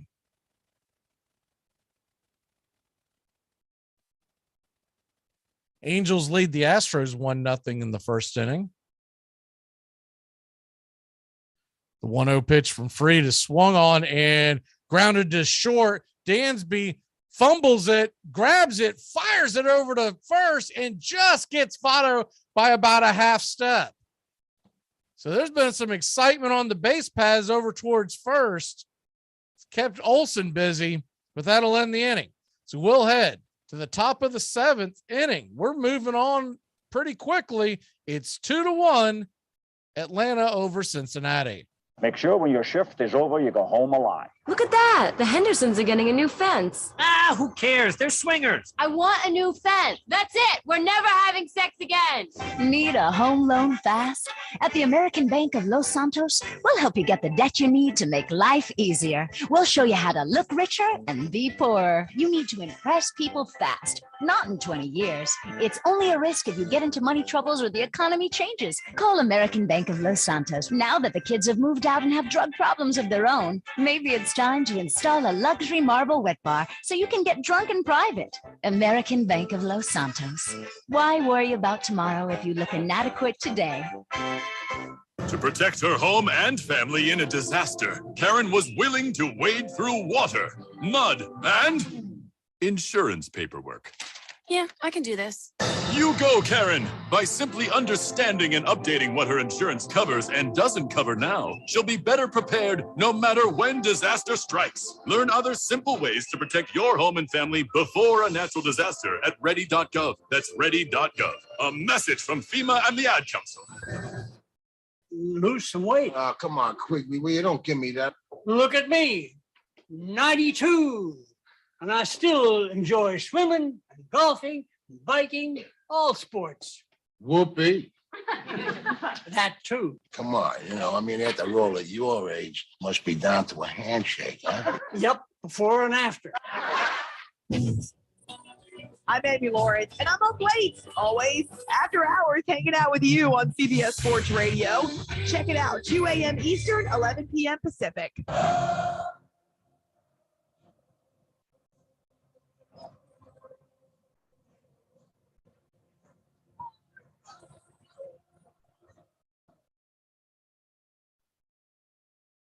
Welcome back here to Braves Country Baseball. That's going to do it for Mike Minor.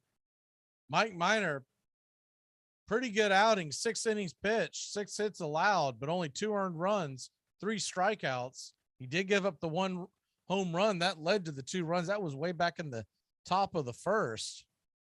He'll give way to the right-handed reliever, who's Kunal, who's on to face Adam Duvall. And the first pitch is in the dirt, 97-mile-an-hour sinker. It's 1-0. Kunal comes in with a 6.2 ERA.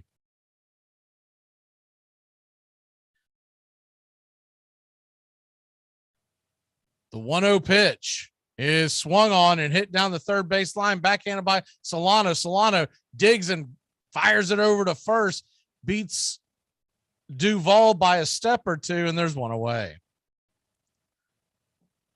Texas Rangers have cut the lead to 4-2 in New York. That game is still just in, looks like they're in the top of the 5th inning.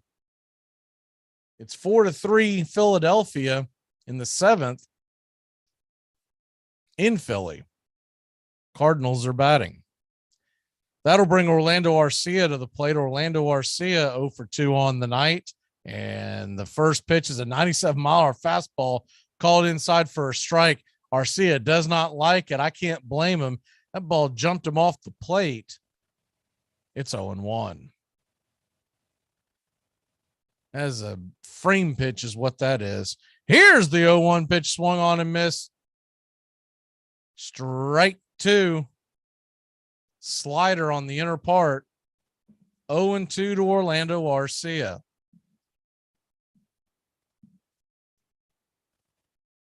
Braves 2, Reds 1, top of the 7th inning, 1 away. The 0-2 pitch is off the plate. Does he go around? They say he does, and that's strike 3. Arcia, an easy out. And there's 2 away. That brings Michael Harris, the second, to the plate. Harris, 0 for 2 on the night. Batting .319 on the year. Lefty-righty matchup.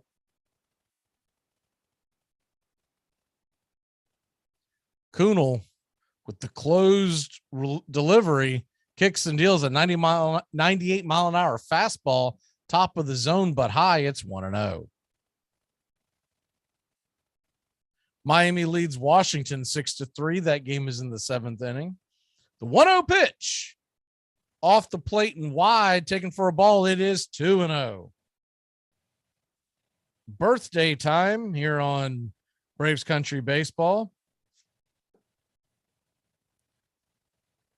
Happy birthday to Chris Flexen, 27-year-old right-hander for the Seattle Mariners. The 2-0 pitch is fouled off down the left field line, and it's 2-1. Also, happy birthday to 31-year-old Michael Wacha, ex-Cardinal, now a Boston Red Sox, ex-Tampa Bay Ray. And Charlie Blackmon is 36. 2-1 pitch is fouled off. Fastball on the outer edge, 97 miles an hour. And Harris is now at 2-2. Nelson Cruz, the ageless wonder, is 42 years old today. He currently plays for the Washington Nationals. Here's the 2-2 pitch. It's in the dirt. Ball 3. Full count to Harris. Ronald Acuna Jr. stands on deck. Non-baseball birthdays. Ron Slade, men's college basketball, the Tennessee Volunteers. He's 41 today. And Gary Busey is 78, while Richard Lewis, the stand-up comedian, is 75. 3-2 pitches in the dirt. Ball 4. Michael Harris works himself a walk. And he'll head down to first with 2 away. And Acuna comes to the plate. Don't want to forget one more. Carl Lewis, the great Olympic athlete champion, 9-time gold medal winner. Carl Lewis, believe it or not, turned 61 today. And that's your birthdays.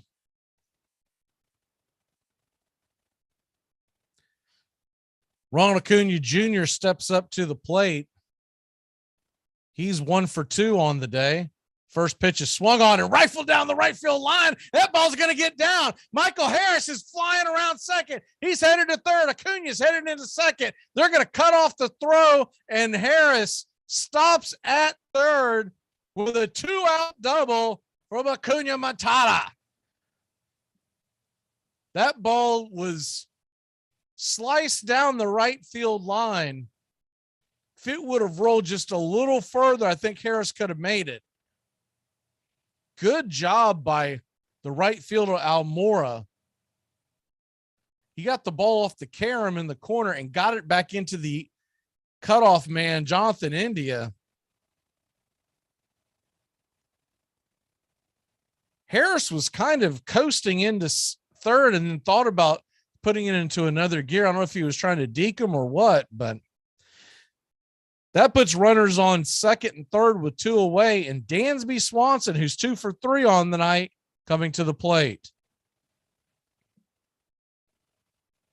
A single would surely score 2 runs. The catcher, Papierski's coming out to talk to Kunal to talk over their game plan. I can't imagine they would be pitching around Dansby, even as hot and as great of a season as he has had. Matt Olson stands on deck.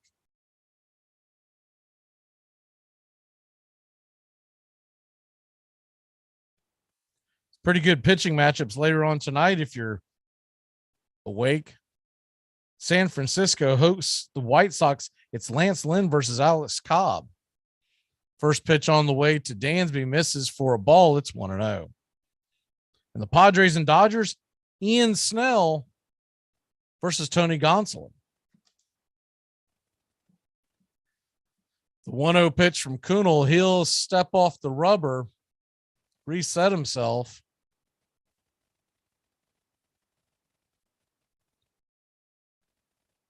Kunal has kind of a closed delivery. The 1-0 pitch is swung on and hit high and deep, going back against the wall and over the wall.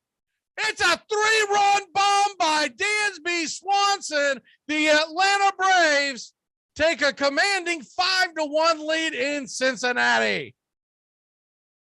That ball was a high arcing shot in left center, just got over the wall. The Reds recently have put another layer at the top of the wall to kind of eliminate those cheap home runs, and that ball still got over it. He got the bat head out in front, gave it a ride. In most parks, I don't think that ball goes, but the ball carries, we talked about this earlier, carries very well in the Great American Small Park, and it's 5-1 Atlanta. That brings Olson to the plate. Olson takes the first pitch on the outer edge for a strike. It's 0-1. Whatever conversation they had before they pitched to Dansby wasn't a good one.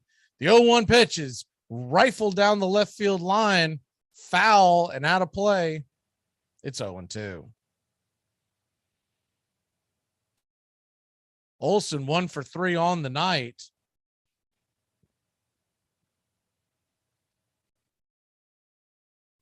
Here's the 0-2 pitch right there at the knees. Don't know what Olson was looking for, but it wasn't that. Strike number 3, and that'll end the inning. But not before the Atlanta Braves put 3 on the board. Atlanta leads it 5-1. Get ready to stretch. All right. I can't see you. Let me hear you. All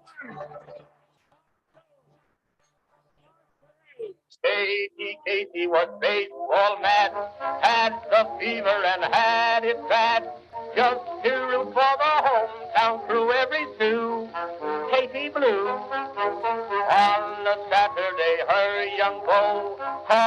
see if she'd like to go to see a show, but Miss Kate said no. I'll tell you what you can do. Take me out to the ball game. Take me out with the crowd. Buy me some peanuts and cracker jacks. I don't care if I ever get back. Let me root for the home team. If they don't win, it's a shame. For it's 1, 2, 3, stretch her out at the old ball game. Katie saw all the games, knew the players by their first names, told the umpire he was wrong all along, good and strong. When the score was just 2-2, Katie knew what to do. Just to cheer up the boys she knew, she made the gang sing this song. Me out to the ball game. Come on. Me out to the crowd. Buy me the peanuts and cracker jacks. I don't care if I never get back. Root for the home team. If they don't win, it's a shame.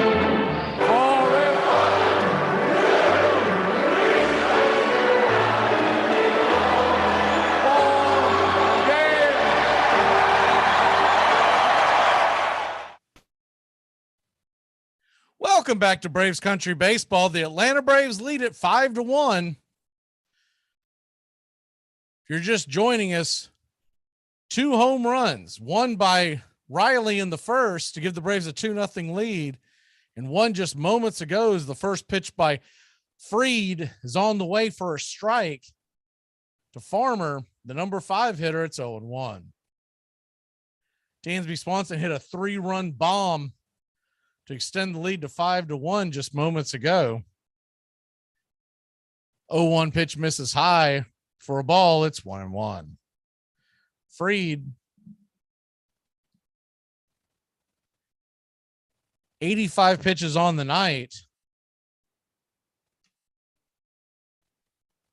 The 1-1 delivery is a fastball at the knees. Must have missed just low. It's 2-1. Braves would love to get Fried through this inning. The 2-1 pitch is swung on, and that ball is going to be dropped into right field for a single, a leadoff single for Farmer. 1 on, nobody out. And that'll bring the third baseman, Solano, to the plate. Braves just in the 4th game of 20 consecutive days of games until the All-Star break. They do not have a day off until the All-Star break. So any long outing you can get from your starters is going to be huge. But you also don't want to throw away a 5-1 lead. Here's the first pitch on the way to Solano. It's taken belt high for a strike. It's 0-1. Solano 0 for 2 on the night, batting .296 with 3 RBI, 826 OPS.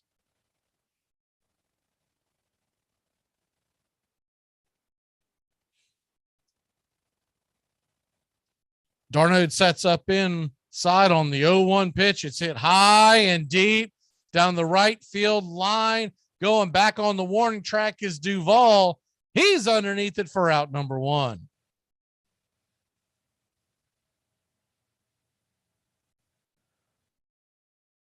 Solano gave that ball a ride.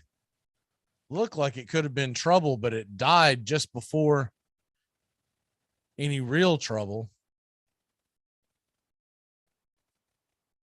I don't know who is calling the balls and strikes in the St. Louis game, but he just called a really wide strike 3 that ended the inning on the Cardinals. There's the first pitch on the way, and it is a... Did he go around? It was off the plate to Almaro. He did. It's 0-1. It was a really wide strike called, and the batter for the Cardinals exploded. See if I can look up who that is. 0-1 pitch. Misses outside for a ball. It's 1-1.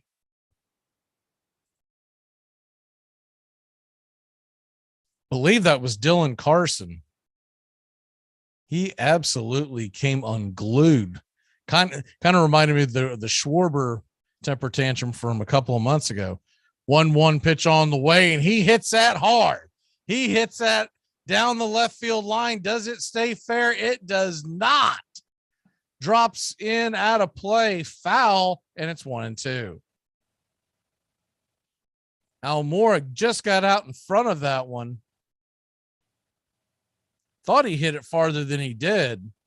Got solid wood on it, just got way out in front of it.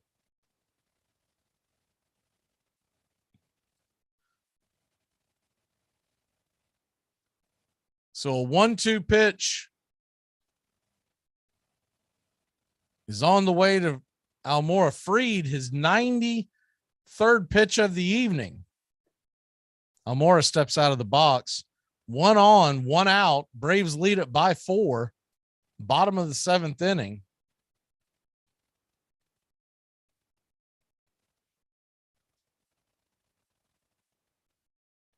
Freed looks over to first. He kicks and deals and swung on and grounded over to third. Riley backhands it, fires it over to second. They'll get the out. Arcia's going to try to get the double play, but no chance.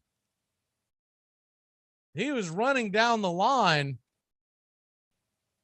Almora beat the throw by a mile, but a good play by Riley to get the lead out. And there's 2 away. So he keeps the runner out of scoring position. I thought he would just throw it over to first.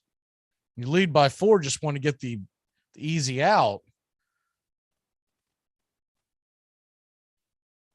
I'm sure Max Fried appreciates it. Travis d'Arnaud has came out to the mound to talk to Fried. Wants to go over their plan of attack.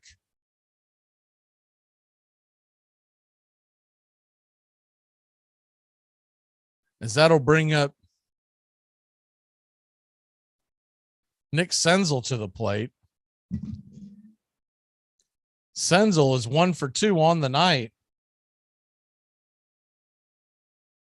Not sure what d'Arnaud wanted to go over because the runner is at first, so it can't be the sign change. First pitch on the way to Senzel is a slider swung on and popped up, and it's an easy can of corn to Arcia. He'll make the catch, and that'll end the inning. So 7 spectacular innings by Thunderdome Mad Max has the Braves up 5-1. We head to 8.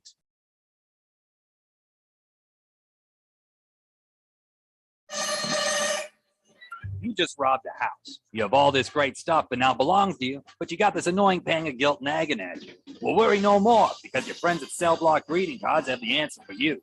Introducing our new line of petty crime thank you cards.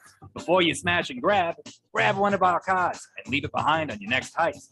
Choose from any of these fine heartfelt cards like, Thank you for the plasma TV. Or, Thanks for the PlayStation, alcohol, and penny jar. And Don't use your toothbrush. For limited time, introducing, I'm still in the house. And many more sentimental petty crime thank you cards. Available at any back alley, shadowy parking lot, or armchair.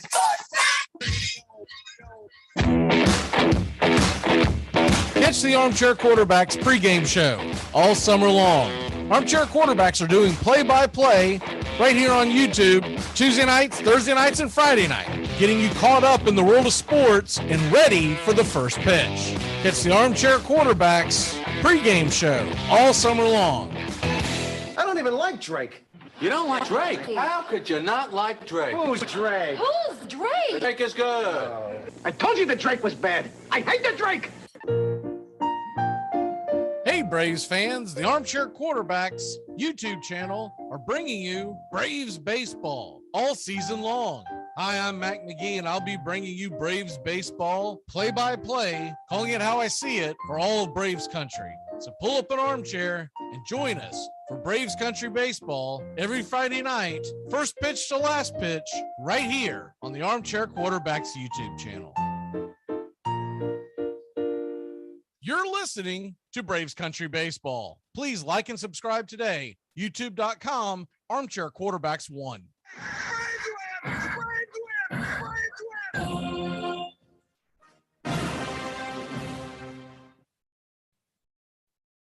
Welcome back to Braves Country Baseball. The Atlanta Braves lead the Cincinnati Reds 5-1. Here in Cincinnati, Ohio, we head to the top of the 8th inning. Got to figure that's it for Max Fried. He's getting handshakes and hugs. Hasn't put a jacket on or anything, but you got to figure that is it for Max Fried. Heck of a game. Another fine outing. 7 innings pitched, 4 strikeouts. Dropped his ERA to 2.66. 1 earned run. That'll bring Luis Cessa into the game. Cessa, the right-hander, has a 5.97 ERA in 28 outings, 28 and 2/3 innings, 5 strikeouts and 9 walks. First pitch on the way from Cessa is in the dirt and low to Riley. It's 1-0. Cessa has a batting average against of 298. Which is very high for a reliever. 1-0 pitch from Cessa to Riley is outside, way outside to the backstop, and it's 2-0. First pitch skipped away on the ground. Second pitch, I feel like that was more of a botched job by the catcher than it wasn't that egregious of a throw. 2-0 delivery is outside, ball 3, 95 miles an hour. It's 3-0. Standing on deck is Travis d'Arnaud with Ozuna in the hole. If anything gets going, Adam Duvall. 3-0 pitch from to Riley is ball 4. So a 4-pitch walk to start the inning off puts Austin Riley on first base with nobody out, and the Braves lead at 5-1. Philadelphia leads St. Louis in Philadelphia 5-3. Of course, stay tuned on that. We know how the Philly bullpen is. And the Mets lead is down to 1. It's 4-3. Bassett has been run out of the game. You got to figure the Mets in good position to win at least 2 of those games versus Texas. If Texas could steal one tonight, that would be huge. First pitch is inside, nowhere near the zone to Travis d'Arnaud. It's 1-0. Cessa has thrown 5 pitches coming out of the pen, and none of them have been close to the strike zone. Of course, the new rule in Major League Baseball from a couple of years ago, the 1-0 pitch is down low, and it's 2-0. The hind catcher, Papierski, is going to come out there and talk to Cessa. He's thrown 6 pitches, all balls, and really none of them that close.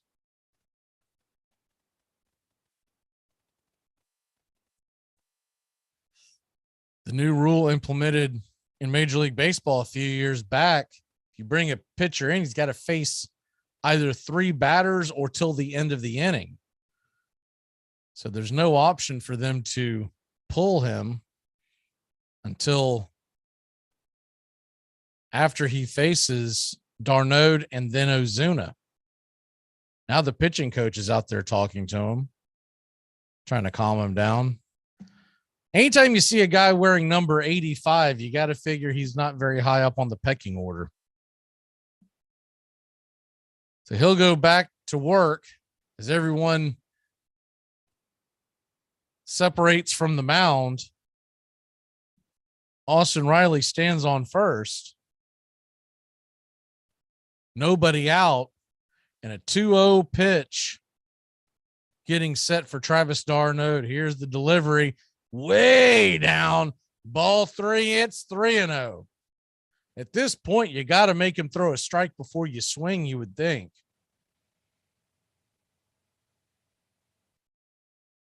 Braves would love a commanding lead where they didn't have to burn any of their high leverage relievers in this game. 3-0 pitch on the way inside, ball 4. And Sessa has thrown 8 pitches, all of them balls. He's complaining to home plate umpire. He thinks that one was a strike. It was a little inside. I wouldn't say that he missed. It was a terrible call. If he called it a strike, it would have been more of a sympathy strike. So that puts runners on first and second, nobody out. We'll see if Ozuna is patient at the plate here or if he tries to ambush him. And Ozuna is 0 for 3 on the night with 2 lineouts and a pop out. His last time up was a weak pop fly to third base as he got underneath it with that circular swing. First pitch on the way to Ozuna is in the dirt. Changeup, my word, way off the plate. It's 1-0. At this point, I would like to see Ozuna not even have the bat on his shoulders. Make him throw a pitch. Reds are getting action up in the bullpen.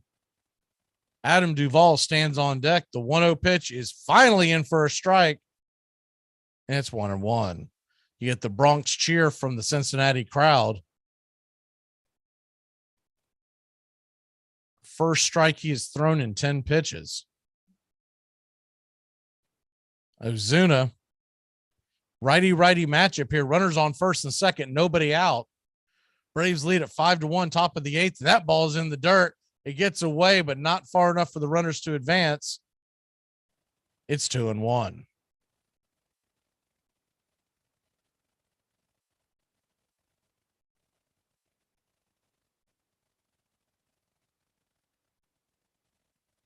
Braves, they win here. They would keep pace with the Mets, who are currently leading Texas 4-3, but they've got a long way to go in that one.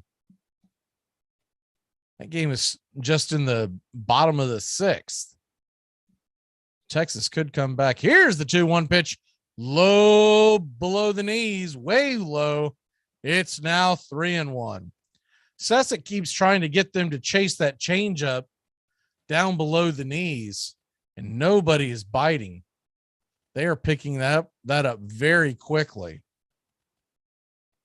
So 3-1 pitch. Ozuna waits on the delivery, and he swings a weak pop-up into center field, and underneath it is the center fielder, Senzel. There's one away.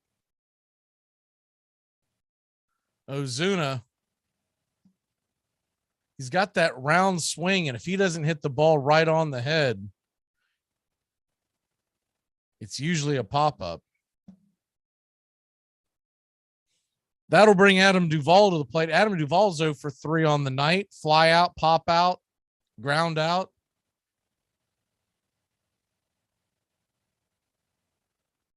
Braves with the golden opportunity to break this game wide open. Atlanta leads at 5-1. Cincinnati still with 2 more ups. First pitch is on the way to Duvall. Change up at the knees, and it's 0-1.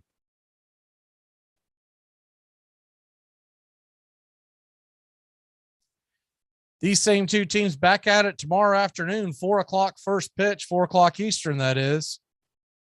We'll have the call here for a special pop-up game. The 0-1 pitch to Duvall is in the dirt. Ball 1. Evens the count at 1-1. Bringing this to you because next Friday there will be no game, so thought it would be nice to bring you a second broadcast this weekend on the 4th of July weekend as America celebrates their independence.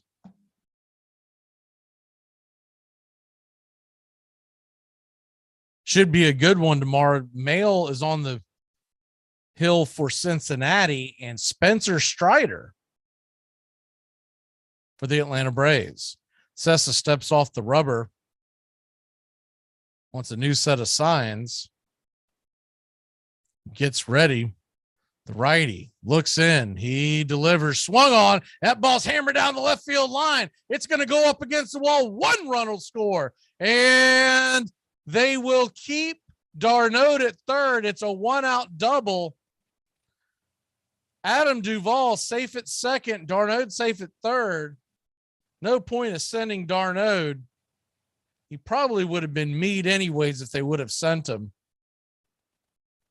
Good piece of hitting by Duvall. Got that changeup about belt high, and he just scorched it into the left field corner, went up against the wall, and then the ball just died. Cincinnati Reds have a scoreboard on the outfield wall. Well, it's a scoreboard, and it's also they put ads out there. Anyways, it's an electronic board, and when it hit the fence that protects that, the ball just died. First pitch is inside to Arcia, who's 0 for 3 on the night. It's 1-0. Kind of reminded me of the old Boston Celtic Boston Garden, when people would complain of you would dribble the ball up the court and then there was dead spots in the court and the ball would just die and roll out of bounds. 1-0 pitch to Arcia, swung on, and it's a Baltimore chopper over the drawn-in infield. Here comes 1 run. Here comes a 2nd run. The Braves put 2 more on the board. It's 8-1 Atlanta. Arcia's got himself a 2 RBI single and a big grin standing on first base. So he knows if the defense was drawn back at normal depth, that's an easy ground out to first, but the Reds were trying not to fall any farther back. It was a 1-hopper that leaped over the head of the drawn-in infield. Both the shortstop and the third baseman just kind of looked at each other and go, "You get it. I don't have it. You get it." And then rolled into left field. So it's 8-1. Braves lead the Reds. Michael Harris comes to the plate, and he'll take the first pitch from Sessa. It's a change-up low. It's 1-0. Sessa's being left out there to twist in the wind. I don't see anyone coming out there to take him out anytime soon. The 1-0 pitch is swung on and ripped up the middle, but right into the teeth of the defense. Shortstop Farmer steps on the second base bag, flips it over to first, and it's an inning-ending double play. So just like that, the Reds are out of the mess, but not before Atlanta puts 3 runs on the board. We'll head to the bottom of the 8th inning. The Braves lead it 8-1. Hey, Braves fans, the Armchair Quarterbacks YouTube channel are bringing you Braves baseball all season long. Hi, I'm Mac McGee, and I'll be bringing you Braves baseball play-by-play. So pull up an armchair and join us for Braves Country Baseball every Friday night, first pitch to last pitch, right here on the Armchair Quarterbacks YouTube channel.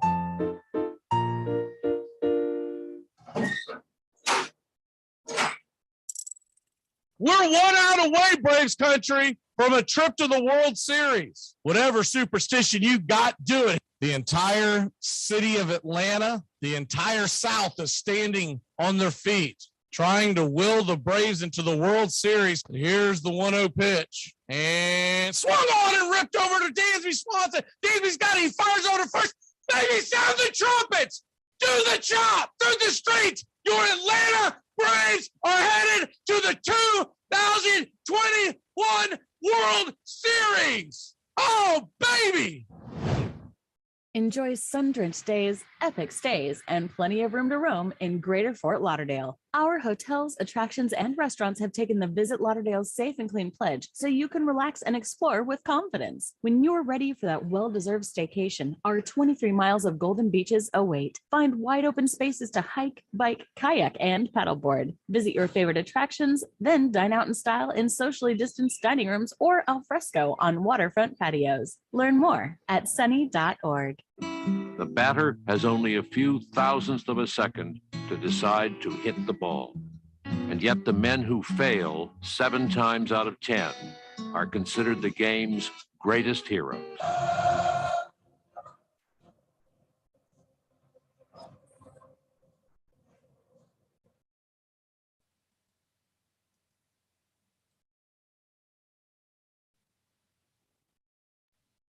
Welcome back here to Braves Country Baseball. Colin McHugh is going to come into the game. They already had him warming up, so they go ahead and bring McHugh in.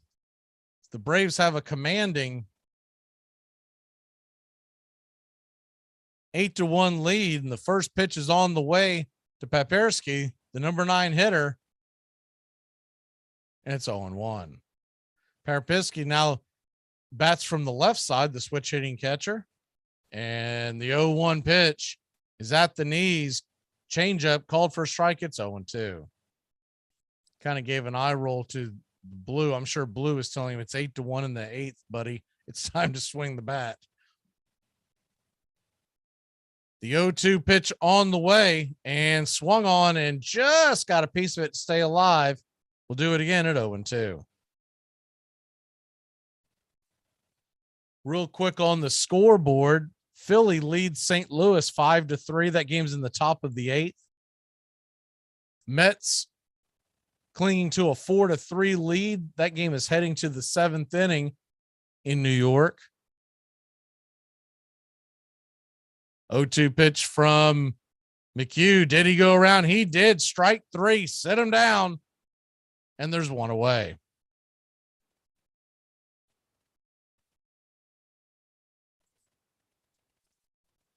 Nice changeup on the outer edge and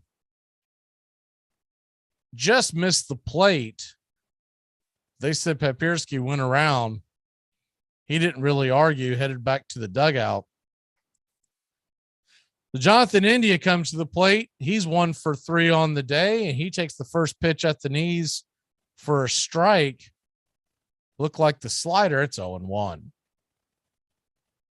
Toronto all over Tampa earlier today, 9-2. Miami 6, Washington 3. That game is heading to the 9th. Milwaukee blanking Pittsburgh 9-0. Bottom 6 in Pittsburgh. Kansas City has a 3-0 lead over the Tigers in Detroit. The 0-2 pitch is swung on and hit high and deep into right field. Up against the wall is Heredia, and he'll make the out. Good catch by Heredia. There's 2 away.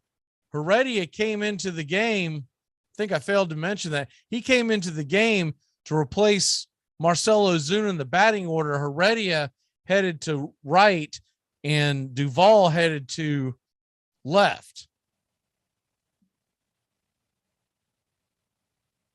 Baltimore and Minnesota are tied at 1 apiece.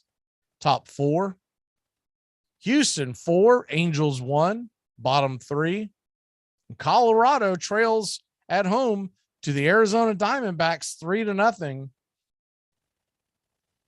Earlier today, first pitch on the way is high for a ball. It's 1-0 to Drury, who's 0 for 3 on the day.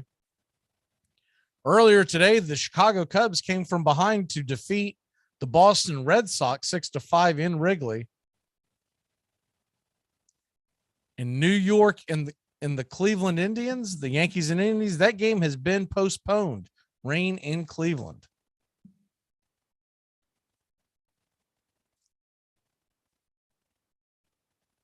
Drury fouled away the 1-0 pitch. A little bit of a delay. He's get a new ball, and McHugh walks off the mound for a second. He's getting set now. The 1-1 pitch from inside, and that ball's going to hit Drury. Not what you want with a 7-run lead. He hit Drury with what looked like a slider that got away. And that'll send Brandon down to first with 2 away.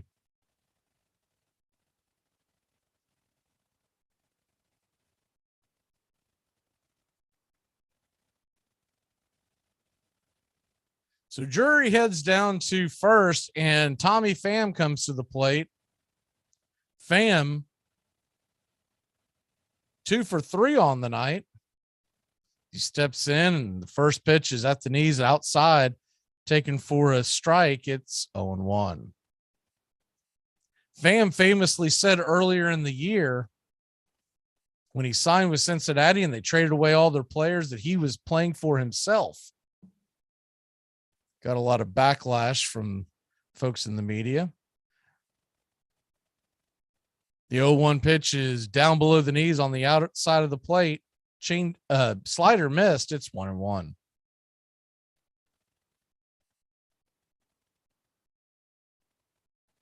One pitch from Colin McHugh is in the dirt.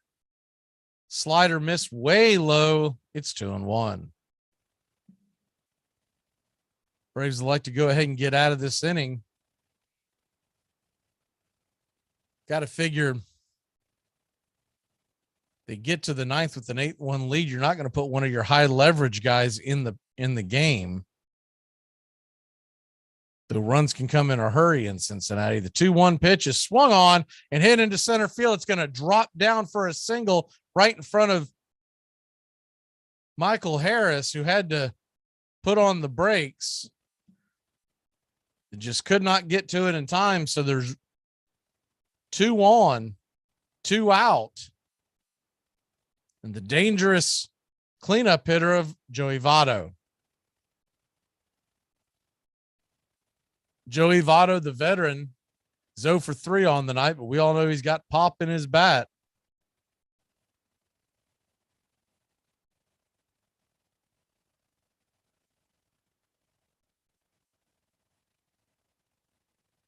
He's got 6 home runs on the year with 25 RBI. First pitch from McHugh to Votto on the way and inside, changeup missed. It's 1-0.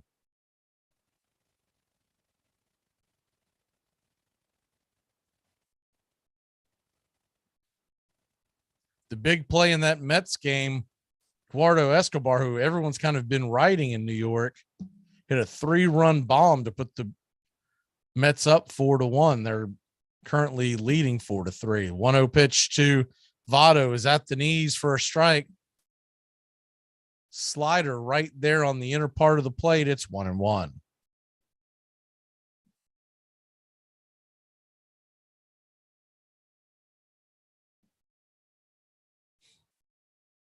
Colin McHugh looks into home plate to get the sign from Darnode, who leans outside. The pitch is on the way. It's at the knees for a strike. It's 1-2.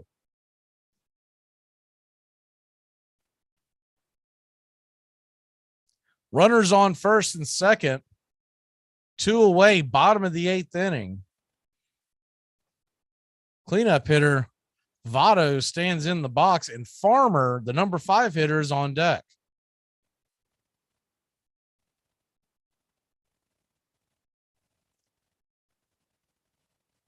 McHugh looks over his shoulder to second, check back the runner. The 1-2 pitch is on the way, and it is a slider outside taken for a ball. It's 2-2. I think the last thing McHugh wants is to get to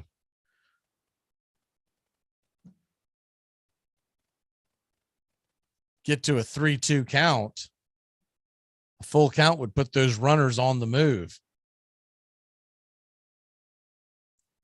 2-2 pitch from McHugh. He kicks and deals, and that ball swung on and popped up into center field. Votto slams the bat, and Harris makes the catch.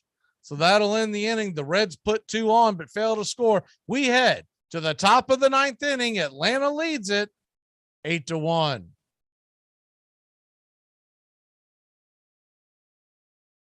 You come at the king, you best not miss. This portion of the show is being brought to you by The Best Things in Life, which are still free with minimum purchase at participating dealers. Nobody's got anything bad to say about Dustin Pedroia. Okay, if he didn't mention Dustin Pedroia, I wouldn't have said a word. But the fact that he mentioned Big Poppy in the steroid era, when you want to bring that clown, that joke of a player up, they broke a great player. Ted Williams was one of the greatest players ever. And the fact that you would bring the fact up that he broke his record after he's pumping steroids in his behind, I don't want to hear about it. Telling Wooten to pick a better Red Sox. You could have picked 10 better Red Sox than Big Poppy. I like him.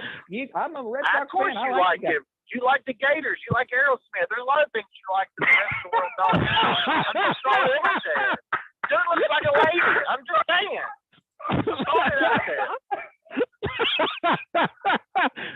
much, but I know one thing. Billy Bills gets to show game ball today. Armchair.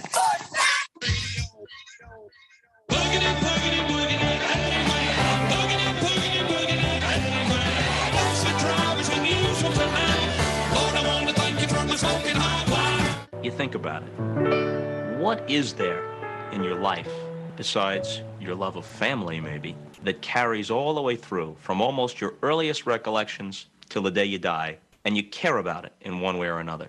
There are very, very few things that make that list. We come to things at various times in our lives when we can comprehend them, when we have an interest in them. But we have a child's interest in baseball, in my case from the time I was 5. I can't imagine never having an interest in baseball. So it will be one of the few things in my life that I have cared about in one way or another all the way through.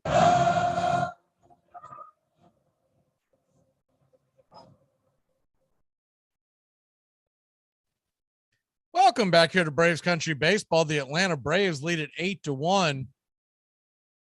Their home runs by Austin Riley and Dansby Swanson, and a 3-run 8th inning that blew the game wide open. Leading off in the 9th inning is Ronald Acuna Jr. Acuna 2 for 3 on the night, and the first pitch is inside and hits him, and Acuna is not happy. Acuna is taking off his protective gear, and you wonder if that was intentional. Now, normally I would say no, but remember the Reds, they got hit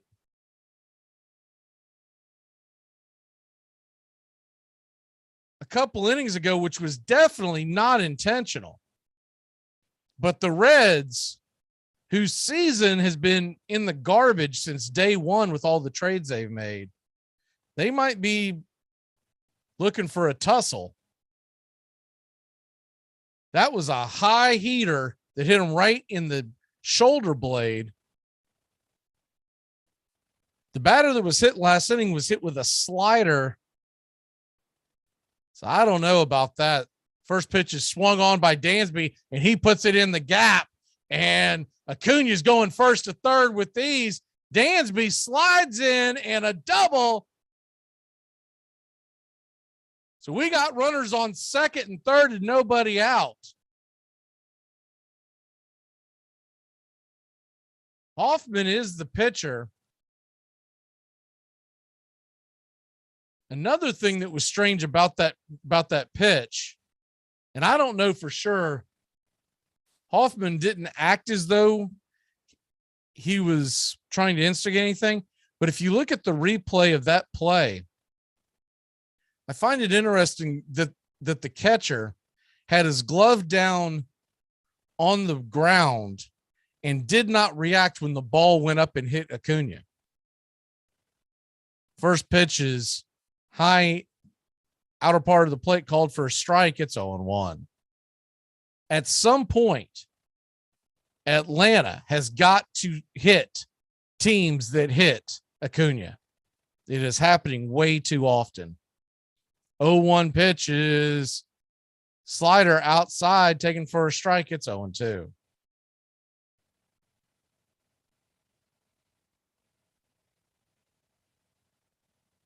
I'd say it'd be a perfect time to bring a big old boy like Jackson Stevens in there and fireball one. You don't want to hurt anybody, but it's getting ridiculous. The 0-2 pitch is low and outside, taken for a ball. It's 1-2. Normally, I would not think that was intentional, but the way that catcher didn't even hardly react when that ball went up and inside to Acuna, that normally means they've had a conversation about that. The 1-2 delivery to Olsen is swung on and hit hard to the right side, drawn in infield. Good play by Votto. He'll step on the bag. It's one away, and the runners stay put. Great backhanded grab on the ground by Votto. And Olsen is out with one away. Little surprising that the Reds are playing the infield in. You would think at this point they would just try not to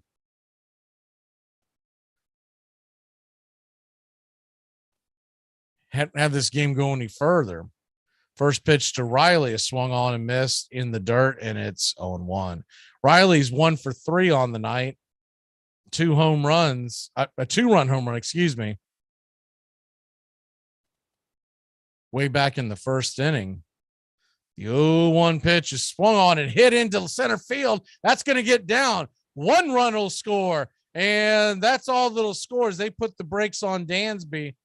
He had to hold up to see if that ball was going to get down. In fact, that hop ate up the center fielder, had to kind of jump and skip and a hop to keep that ball from going past him. Braves lead at 9-1 as Riley gets another base hit and another RBI, and Acuna comes home to score.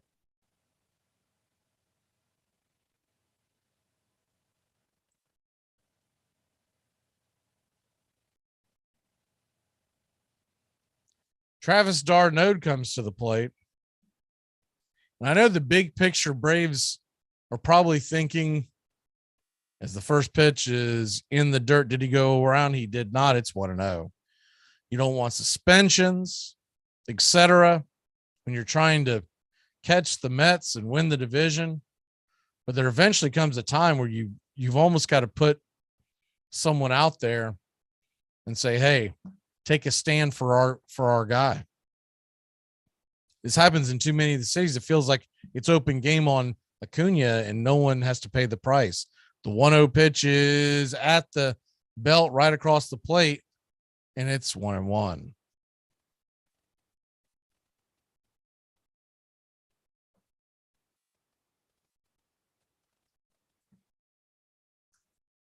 Braves 9, Reds 1.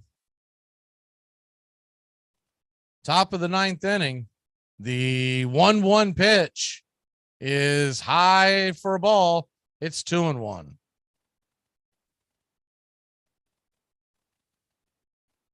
Thanks for checking in, Tim. You say you're at the game.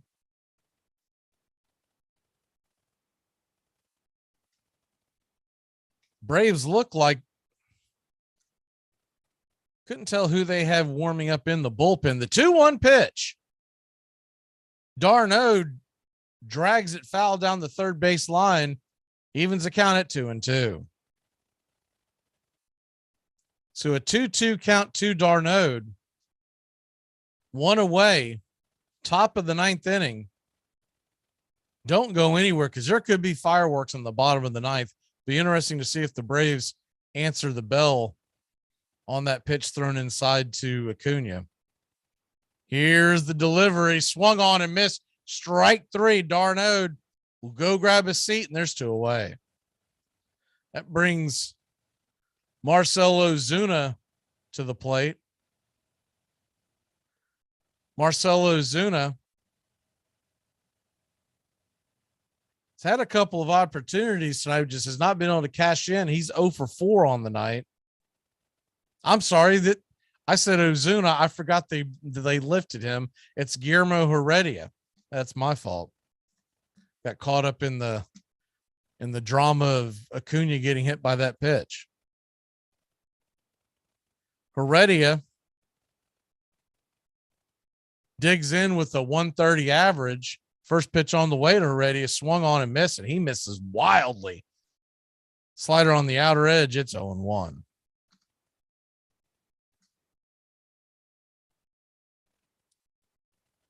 Heredia is absolutely great in the clubhouse, good defender, but you'd like to see him get some hits. I don't think he's in real danger of the Braves DFAing him, but you never know as they get closer to the trading deadline. The 0-1 pitch to Heredia is low, taken for a ball. It's 1-1.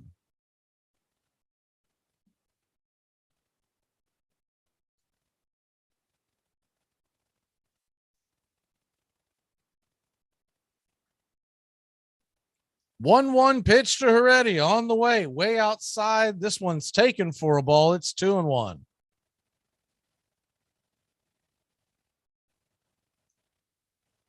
Cincinnati will play the Mets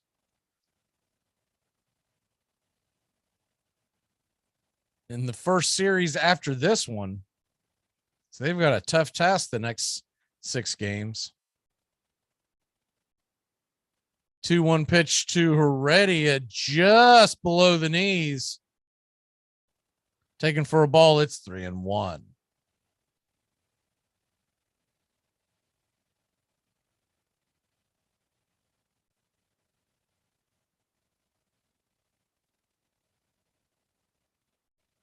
Hoffman looks over his shoulder, looks into the catcher, and he kicks and deals, and Heredia rears backs and swings at that one, gives it a ride. It'll die just at the warning track in left field, and that'll end the inning. So the Braves put a few on, but can only put one across. Atlanta leads it 9-1. We head to the bottom of the ninth. House cat flu is coming, people. The Center for Disease Disinformation predicts with some degree of probability that the house cat flu might spread in the following hypothetical outbreak pattern: mild thirst, occasional hunger, tiredness at night. Are you pro or con against the bat flip? Just the overall celebration. I'm right there in the middle. I'm not going to take either side. I'm more against it, I guess. But if a pitcher's is going to be out there dancing and running his mouth, and you get a home run off him, I'm completely okay with a bat flip. Screw you, buddy. Well, I for one want to get a Papelbon jersey because anyone that chokes out Bryce Harper, right? I am Team Papelbon. Armchair. I hear these fools on TV talking about defund the police and things like that. We need police reform and prison reform and things like that. So that notion they keep saying that, I'm like, wait a minute, we just gonna leave, who are black people supposed to call Ghostbusters when we have crime in our neighborhoods? Hey, Braves fans, the Armchair Quarterbacks YouTube channel are bringing you Braves baseball all season long. Hi, I'm Mac McGee, and I'll be bringing you Braves baseball play-by-play for the Braves fans out there. Pulling no punches, calling it how I see it for all of Braves country. So pull up an armchair and join us for Braves country baseball, first pitch to last pitch, all season long, right here on the Armchair Quarterbacks YouTube channel. The local paper did a 50-year anniversary thing, and there was a reprint of a game that he had played in 1892, and it said Watts. His name was Fred Watts, shortstop, and he had 2 hits. And I thought, my grandfather played baseball in 1892. So it's part of your existence. It's part of our heritage.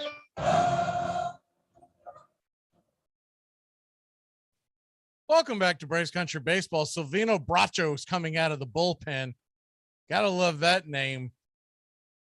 In 5 seasons in Major League Baseball, he's got a 4.82 ERA, 92 games, 89 innings pitched, 33 walks. Bracho is being brought in to shut down Farmer, Solano, and Almora. Now, if this isn't the perfect guy to send headhunting after what took place last inning, I doubt they do it because it just doesn't seem like Snicker is ever very interested in that, but we'll see. Bracho sets up for the first pitch. Darnode sets up across the plate, and it's a strike at the knees. It's 0-1.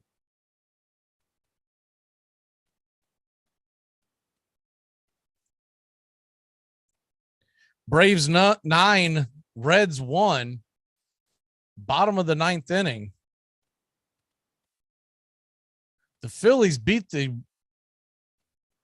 Cardinals, and the 0-1 pitch is swung on and hit into the gap. Closing on the play is Michael Harris, and he'll make the grab, backhanded grab on the run, on the fly, and there's one away. It's hard to get one down into the outfield when you've got Harris in center and Guillermo Heredia in right, along with Duval over in left. Bracho pumps his fists as he gets the first out.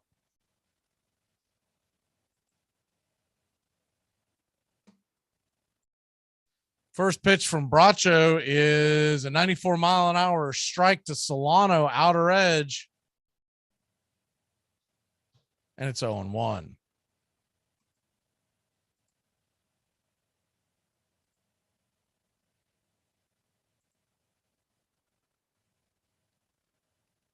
Oh-1 delivery.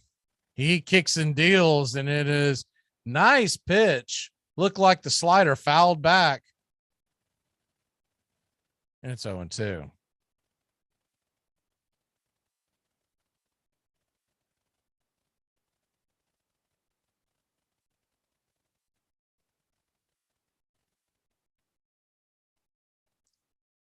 Braves have put 9 runs on the board via 12 hits. Bracho looks in and deals on the 0-2 count. He kicks the leg, fastball, outer edge, called a ball. It's 1-2. Home plate umpire Eric Bacchus is calling this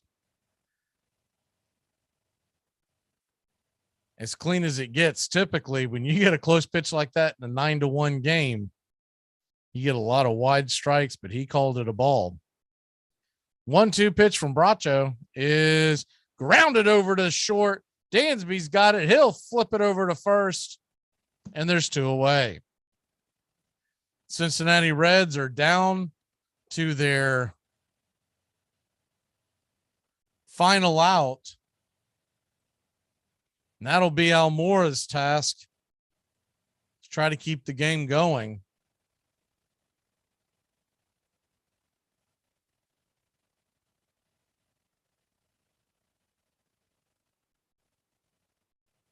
Pretty interesting quote by Brian Snicker earlier today. He was asked about the reliever Silvino Bracho, who was brought on today as he misses with the first pitch in the dirt. It's 1-0. He was quoted as saying, "I don't know anything about him. First time I've ever seen him or heard of him." That's kind of funny. You would think he would have cleaned it up or read up on him a little bit.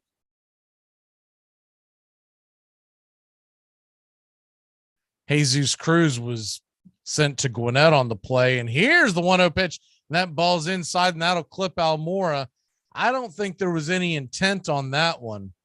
If you're going to hit someone with the pitch, it's not going to be with an 80-mile-an-hour slider. We'll see if that gets anyone going there. It barely skimmed across his arm.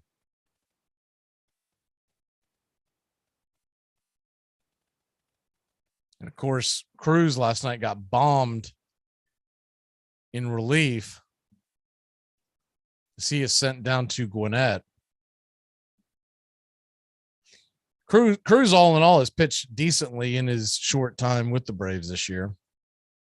Senzel sends up to the plate, and he's now the last chance for the Reds, and he swings at the first pitch and grounds it over to Arcia into the shift, and Arcia will fire it over to first, and that'll end the game. The Braves win it 9-1 with an incredible offensive explosion. It took a minute, but the Atlanta Braves, 9 runs, 12 hits, 1 error. Cincinnati, 1 run, 6 hits, no errors. On the night, Travis Minor will drop to 1-5. A pretty good outing, 6 innings pitched with 2 earned runs. Max Fried gets his 8th win of the year. He's 8-2 now. His ERA is now a 2.66. McHugh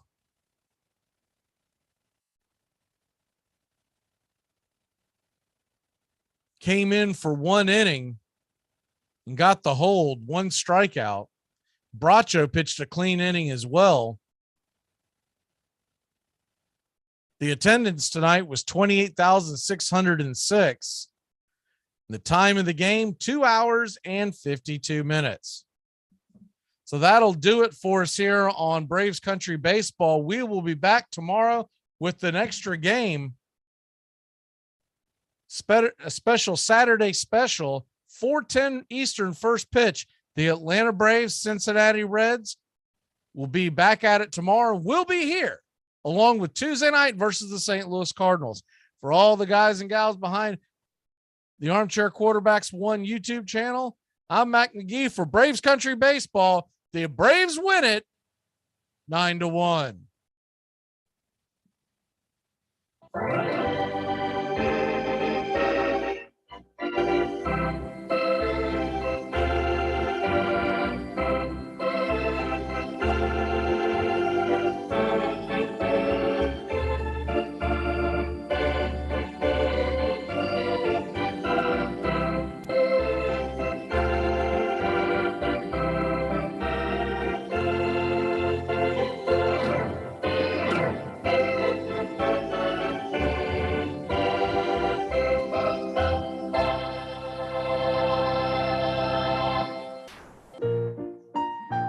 Hey, Braves fans, the Armchair Quarterbacks YouTube channel are bringing you Braves baseball all season long.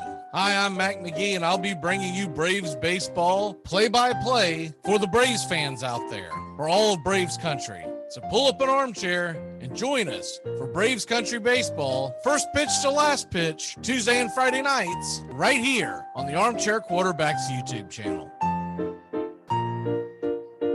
This portion of the show is being brought to you by The Best Things in Life, which are still free with minimum purchase at participating dealers.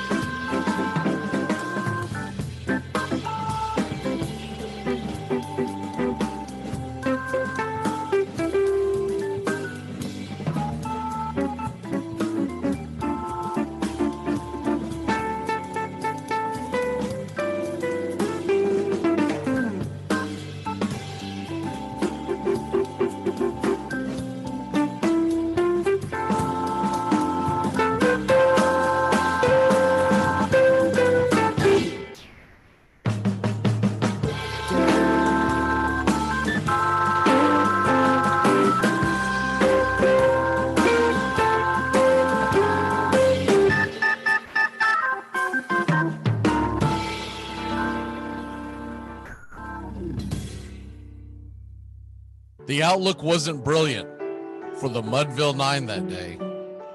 The score stood 4-2 with but one inning more to play.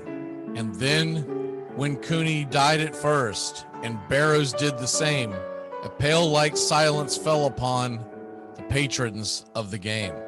A straggling few got up to go in deep despair. The rest clung to hope which springs eternal in the human breast. They thought, if only Casey could but get a whack at that, we'd put up even money now with Casey at the bat. But Flynn proceeded, as did Jimmy Blake, and the former was a hoodoo, while the latter was a cake. So upon that stricken multitude, grim melancholy sat, for there seemed but little chance of Casey getting to the bat. But Flynn let drive a single to the wonderment of all, and Blake, the much despised, tore the cover off the ball. And when the dust had lifted and men saw what had occurred, there was Jimmy safe at second and Flynn a hugging third. Then from 5,000 throats and more, there rose a lusty yell. It rumbled through the valley. It rattled in the dell.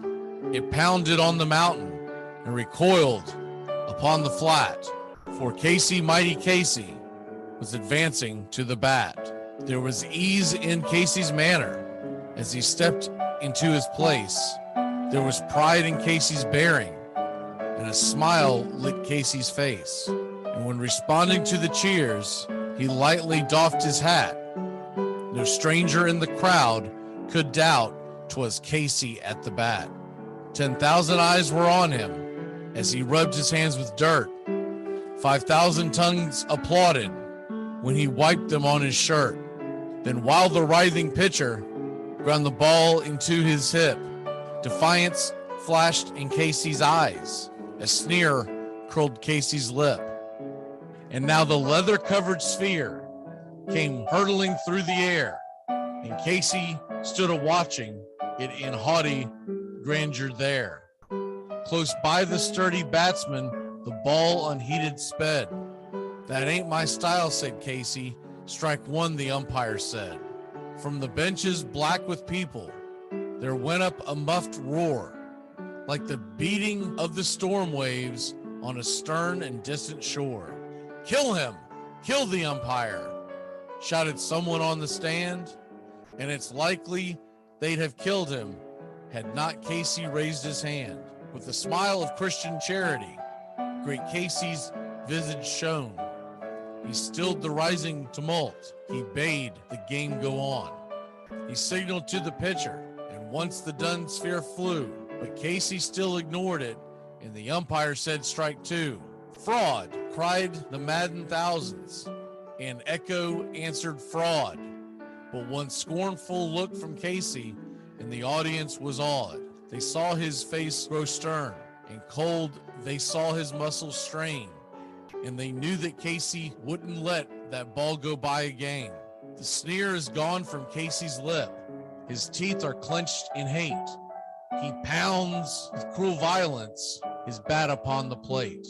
And now the pitcher holds the ball, and now he lets it go. And now the air is shattered by the force of Casey's blow. Oh, somewhere in the favored land, the sun is shining bright. The band is playing somewhere, and somewhere hearts are light. And somewhere men are laughing, and somewhere children shout. But there is no joy in Mudville. Mighty Casey has struck out. Goodbye, sweetheart, where it's time to go. We're back tomorrow with another show. Well, unless we're fired, we'll talk to you then. Goodbye, sweetheart, goodbye. Goodbye. Guys and gals, it's time to go. We'll see you on the next show. Same bat time, same bat channel. Thanks for listening to the Armchair Quarterbacks on these CBS Sports affiliates and catching the show on YouTube Live. The Armchair Quarterbacks bring you Braves Country Baseball every Tuesday and Friday night, play-by-play with Mac McGee. Find Armchair Quarterbacks on YouTube Live today. Please subscribe and share and take us everywhere you go. The Armchair Quarterbacks, your first choice for Southern sports talk, live from the First Coast. Gonna get another cigarette and please